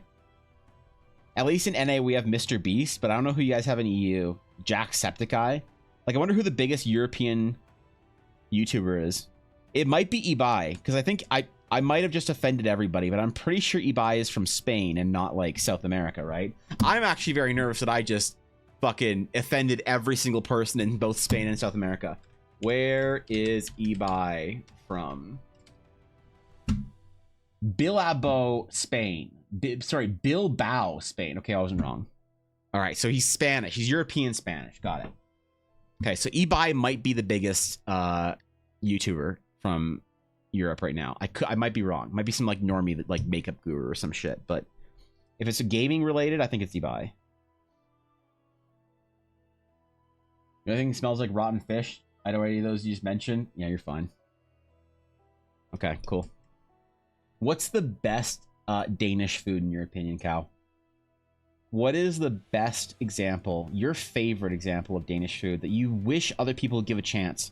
Because it's delicious and amazing and nobody knows about it. But damn it, you know, and you want to tell people about it. There's no Danish restaurants where I live, so I have no idea. You know who Ibai is? Yeah. Ibai's huge, man. Very big in the Spanish-speaking world. He was a joke of France Twitter for a bit. Why? What did he do at France Twitter?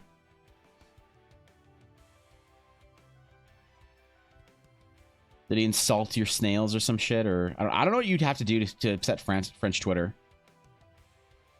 Y'all are pretty chill out over there, you know? Like, y'all act really mean, but I think everybody in France is pretty chill. You guys want to sit around and just relax, you know?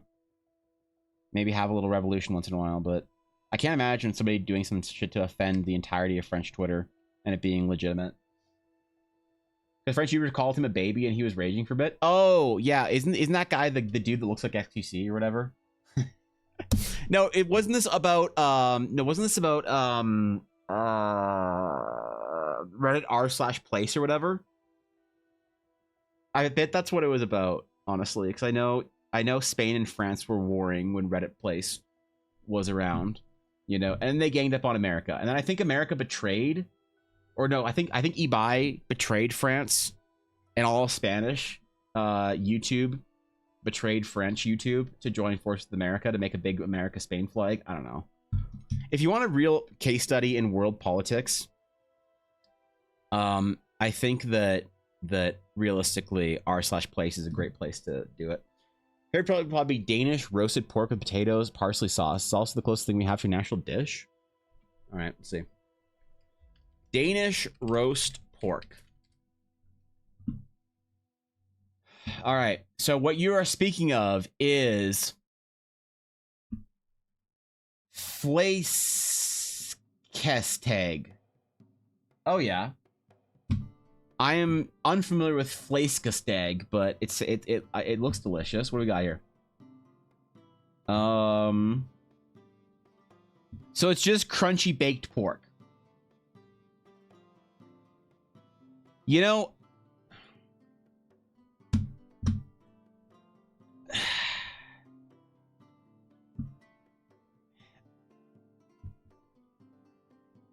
I mean, I don't want to talk shit, but like,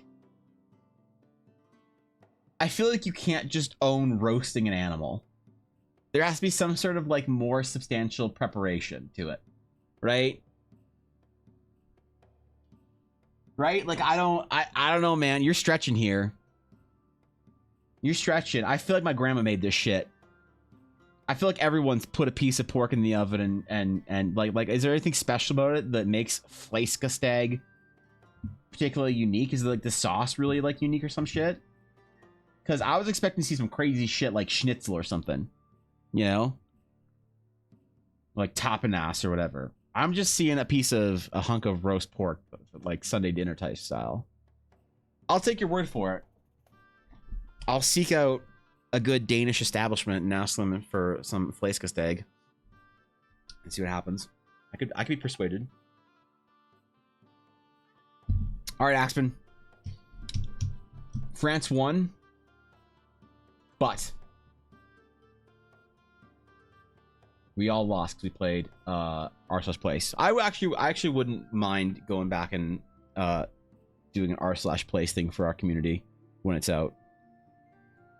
When it's around. Oh, no clouds. Fuck, I forgot. No clouds. I might do a no clouded version for Garthen and then do a clouded version for Twitter.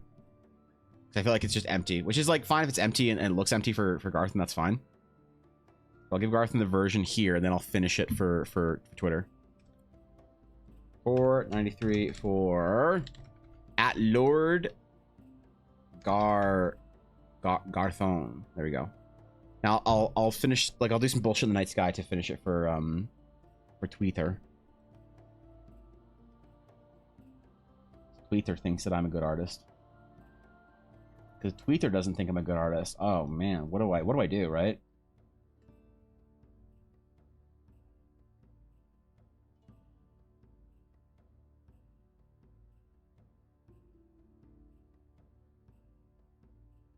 I can't have Tweether not liking my art. It'll be like that one time in 7th grade that person told me they didn't think that I was a very good artist. And then no, I deleted a thing. I fucked up. Okay, there we go.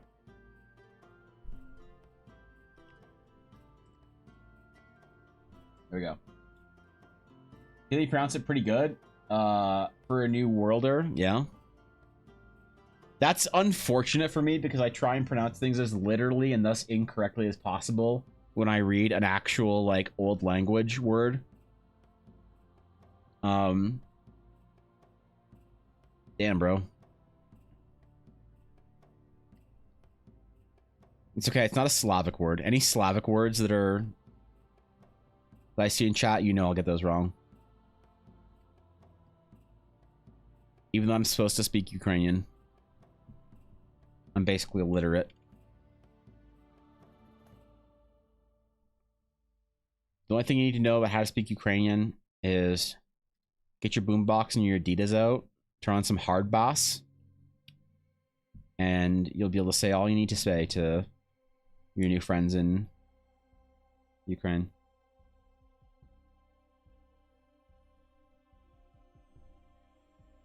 No, I don't think there's harm in perpetuating the meme of Gopnik culture.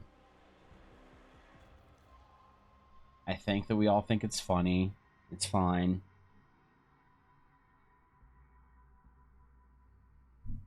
Also, wait, is that what you call us? New Worlders? I like that. It's like we all play the MMO New World. That's kind of offensive, but, you know, I kind of like it, actually.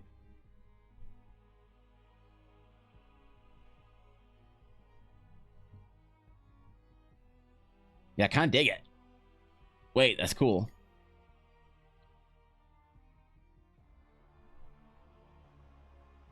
It's like we all have poor taste in MMOs here.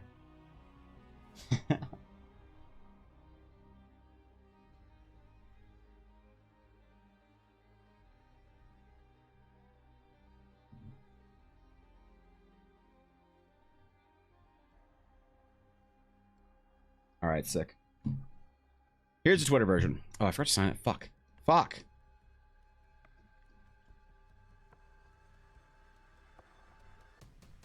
All right, whatever.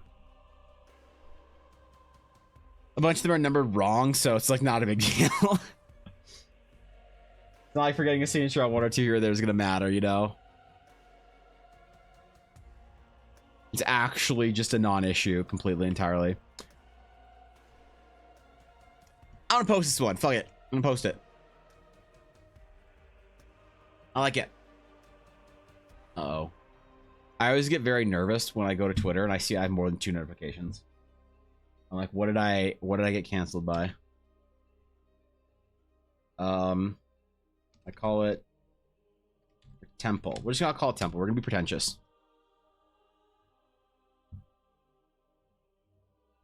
We're just gonna call it Temple. Okay, I didn't get canceled. Fuck yeah. Sick. Alright, dope. Dope. Okay. Okay. Isn't New World horrendous to play? I don't like the look of it. New World does not look like a game that I would enjoy. It's like I can't explain it. Graphically, a lot of MMOs out right now just don't appeal to me. A lot of games that come out, like, I hate to say it, man, but like graphically, Elden Ring looks like shit to me. I don't like it. It doesn't look very good. I like the concept art for it, you know. I like a lot of the concepts, but the way it's like applied or done or rendered or whatever, I feel like it just doesn't look good. I feel like for a lot of video games with the current graphical fidelity, you really need to lean into some stylistic, like Final Fantasy is stylized, World of Warcraft is stylized, Guild Wars 2 is stylized, Star Wars: The Old Republic is stylized. It's the reason why World of Warcraft Classic holds up in 2024, why people still play Classic. Now, the people who play Classic are mostly 38-year-old balding men, right? Which is perfect because they also play Age of Empires, and thus they are my people. No, but like most of Classic is nostalgia, I'll admit it. No one's like getting into WoW Classic today. Kind of a few people season Discovery and with Hardcore and like a bit of a revival on Twitch and stuff when Emaru and Mizkif were all playing it. But I think that like WoW Classic holds up more than like Arcage. Like Arcage and like Final Fantasy 11 or whatever. You know, there's lots of games that did or didn't hold up graphically. And it feels like Dark Souls, you know, I look at Elden Ring and it looks nice sometimes, but a lot of it is just so like there's some screenshots from Elden Ring that are beautiful. It's like look at this, man. This is so nice. That's cool, dude. I like that. But there's a lot of stuff that's from Elden Ring that's this like sort of deep desaturated like shadow, which is like an interesting style, but like ultimately I think that like the characters and their textures and stuff, like I think that the design of this character is great. This is Millennia, right? Yeah. I think the design of Millennia is great. I think the rendering of Millennia is very poor. So I would describe it as, look at her clothing, look at her cloak, look at her whatever. This is all rendered texture. This is drawing what is there and not what the eye perceives. Something more stylistic is drawing what the eye perceives as texture and not over rendering it. So you can see an example of this with who's an artist? Twitter. Let's go to Twitter. Who's that fucking NFT artist that I followed recently that's really good? Raja or whatever?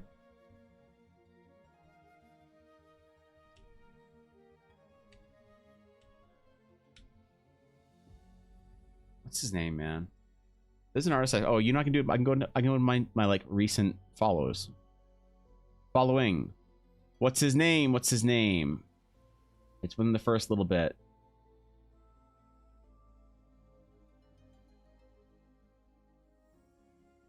Raja Nandepu. Okay, yeah. So, where's a good piece from our art friend here? Like a character. There's a lot of landscapes and shit. Okay, perfect. This is just a sketch. It's not like a full-on painting, but the old masters painted in a way that they painted stuff that your eye would finish the rest of the detail on. If you look at it, it's actually pretty messy. You know, it's pretty sloppy. But the thing is that it's not about drawing every little detail that's there. It's about drawing shapes and silhouettes and shadows and textures that makes your brain fill in the rest of the gaps. That's what being a master artist does. It looks like that is the skill that master artists learn. That sets them apart from master artists. This is painting a texture with every little fold shown in it. So you can stylize this without becoming anime or cartoony or whatever, in the way that like Homeboy did for this night. Now, obviously, it doesn't have a lot of texture, but even the texture through the gorget or whatever it is, the texture through some of the metal or whatever. And this isn't the best example; it's the fastest example that I can find or whatever. But I think most people can understand what I'm getting at. So when I see games with rendered textures, basically they're 3D modeling something, and so like the cloak wrapping around her shoulder here, the piece of fabric here, is modeled a certain way but not painted to be a piece of fabric. So you're limited by tech here, and which means that this character in this game will look out of date very quickly, as opposed to a game that goes more stylistically, which doesn't always have to be cartoony but often does, unfortunately, will last. And so I think that games that lean into stylization more than like Elden Ring does tends to do very well. I think Elden Ring has amazing concept art, beautiful concept art, amazing concepts, amazing illustrations. But like, to me, visually, this isn't that interesting. Right? It's just not that interesting because every little thing is rendered and every little whatever is done. And like, I don't know the way around this, but this is super satisfying to build as a 3D model, but it doesn't look very appealing as like an image on the screen when you're looking at it. So it's just kind of a it's like a nitpick that I have about modern games that are trying to go rendered texture, super like realistic, whatever, this or that just doesn't, in my opinion, age very well. And because I know it's not aging very well, I see the flaws and the cracks through it immediately. So I wouldn't play a game like Elden Ring for the graphics, but then again, I don't think many people would. I think people who are Elden Ring enjoyers say the graphics are secondary. They don't matter in a game as long as the gameplay is good, the whatever, the hitboxes, this or that. And I respect that opinion, but also I'm a fucking artist. So visual stuff is very important to me. I will forgive a bad game if it looks good. And I mean, not looks good like pretty saturated colors, but if I think it's visually interesting. And I'll forgive, and I will take points away from a great game if it doesn't visually interest me. That's just a priority of mine. So yeah, that's why I'm not interested in those games as much, but I don't know. So I'm not alone on that with Elden Ring. I also don't want to shit talk. So like, I think the art team that does the concept art behind Elden Ring is amazing and one of the best in the industry at FromSoft. But it's the way that they apply it into the game that I don't really like. Like I'm just hearing the Western Eastern style debates again. It's actually so different. It doesn't have anything to do with the Western Eastern style debates whatsoever, even a little bit. I know how it might seem like that because I'm talking about like a style versus not a style, but it's actually completely different and it's hard to explain. But I don't know. I'll figure out how to do it one day, how to explain it better. Or cartoon style would often age is so much better than a lot of art styles for games. Yeah, like any stylization tends to. But that's, I don't know. It's hard to do for games because it's all moving and stuff. Fishy, yes. What is that? What's up? Fishy, hello, hi. I am Evan. Yes, hello. This is Evan Blair Art. Is there DM thing that I need to yes, hi. What am I looking at, Fishy? Show me thing. What do I got? What am I looking at? What do we got? What do we got? What are we doing?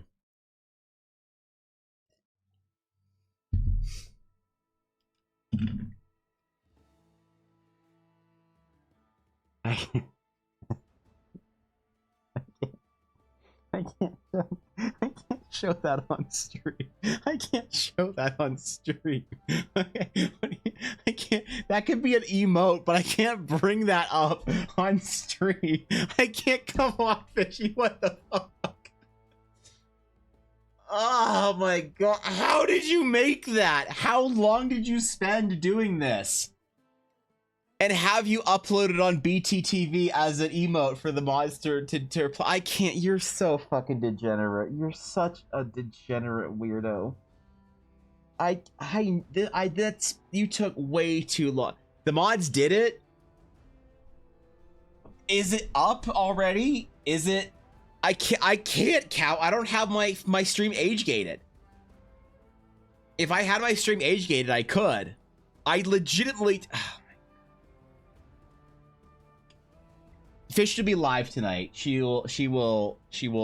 Yes, it's a variation, Thorkin, but I can't bring that up in big whatever on my stream. Like I can't. Are you fucking kidding? Okay.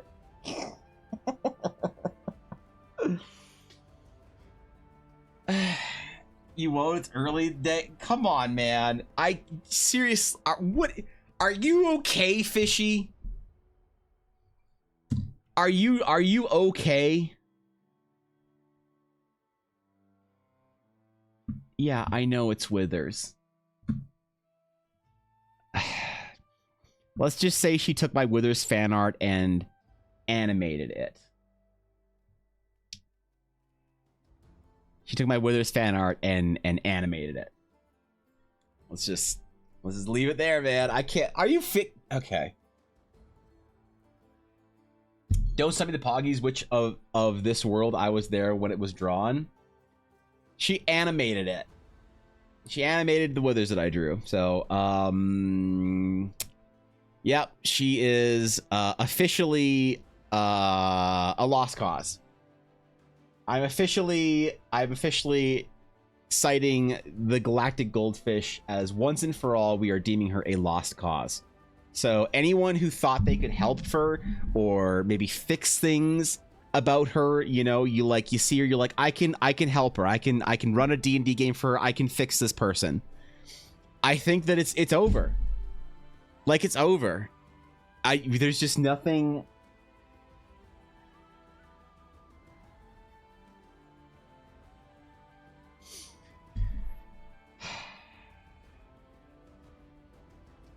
She's cackling, can confirm. Well, it's nice to know the mods are hanging out while I'm streaming. That's cute. Took way longer. We got the whole progress. How long did it take? Yeah, can't fix you. Apparently not. I don't like this. I can't make this an alert on my stream unless I age gate it. I could age gate my stream though. Like realistically, I don't have anybody in my stream that's underage that I know of, and fuck them if I do. Just ban them, whatever. You know, the kids all grew up. All the kids in the chat that I knew of that were like high school, whatever, Shark Rat, McBluff, all of them, they're all grown-ups now. They're all in school and whatever. We could age gate the stream and just say fuck it.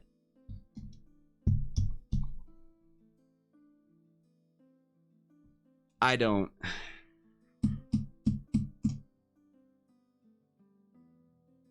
Okay. Thank you, Fishy. This is a wonderful gift. I had no idea that people would actually make me something for my birthday this year. Nick's made me a crumb VTuber. A couple people, you know, did whatever. Like it's fine. It's great. I just didn't expect anybody to make me anything. So thank you. You had a blank version if you ever need another one. You made a blank version in case I...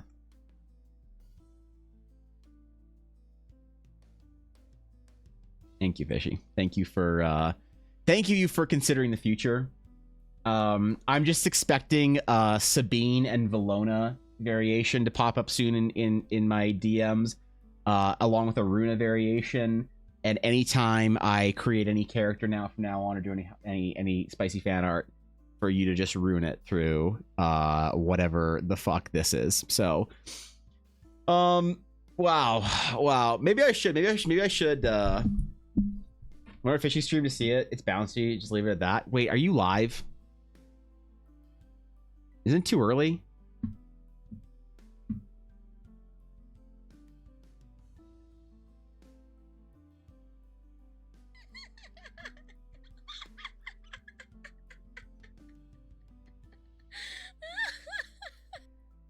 Okay. Okay.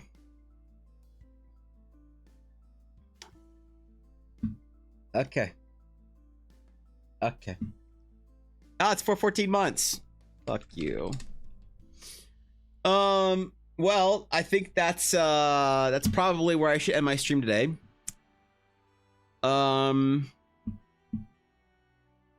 That's probably where I should end my stream today.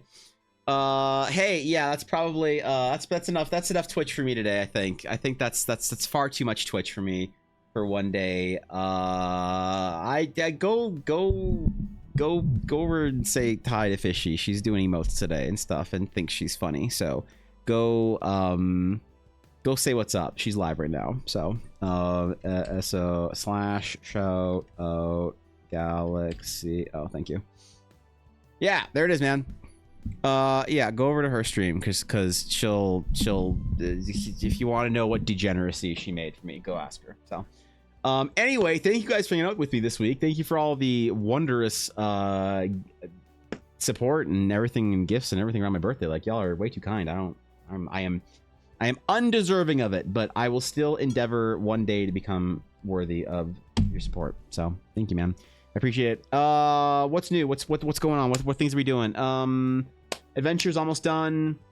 May 4th ish, that weekend, late May ish, is going to be the streamer anniversary thing that I usually do every single year. It might be a dumb little thing.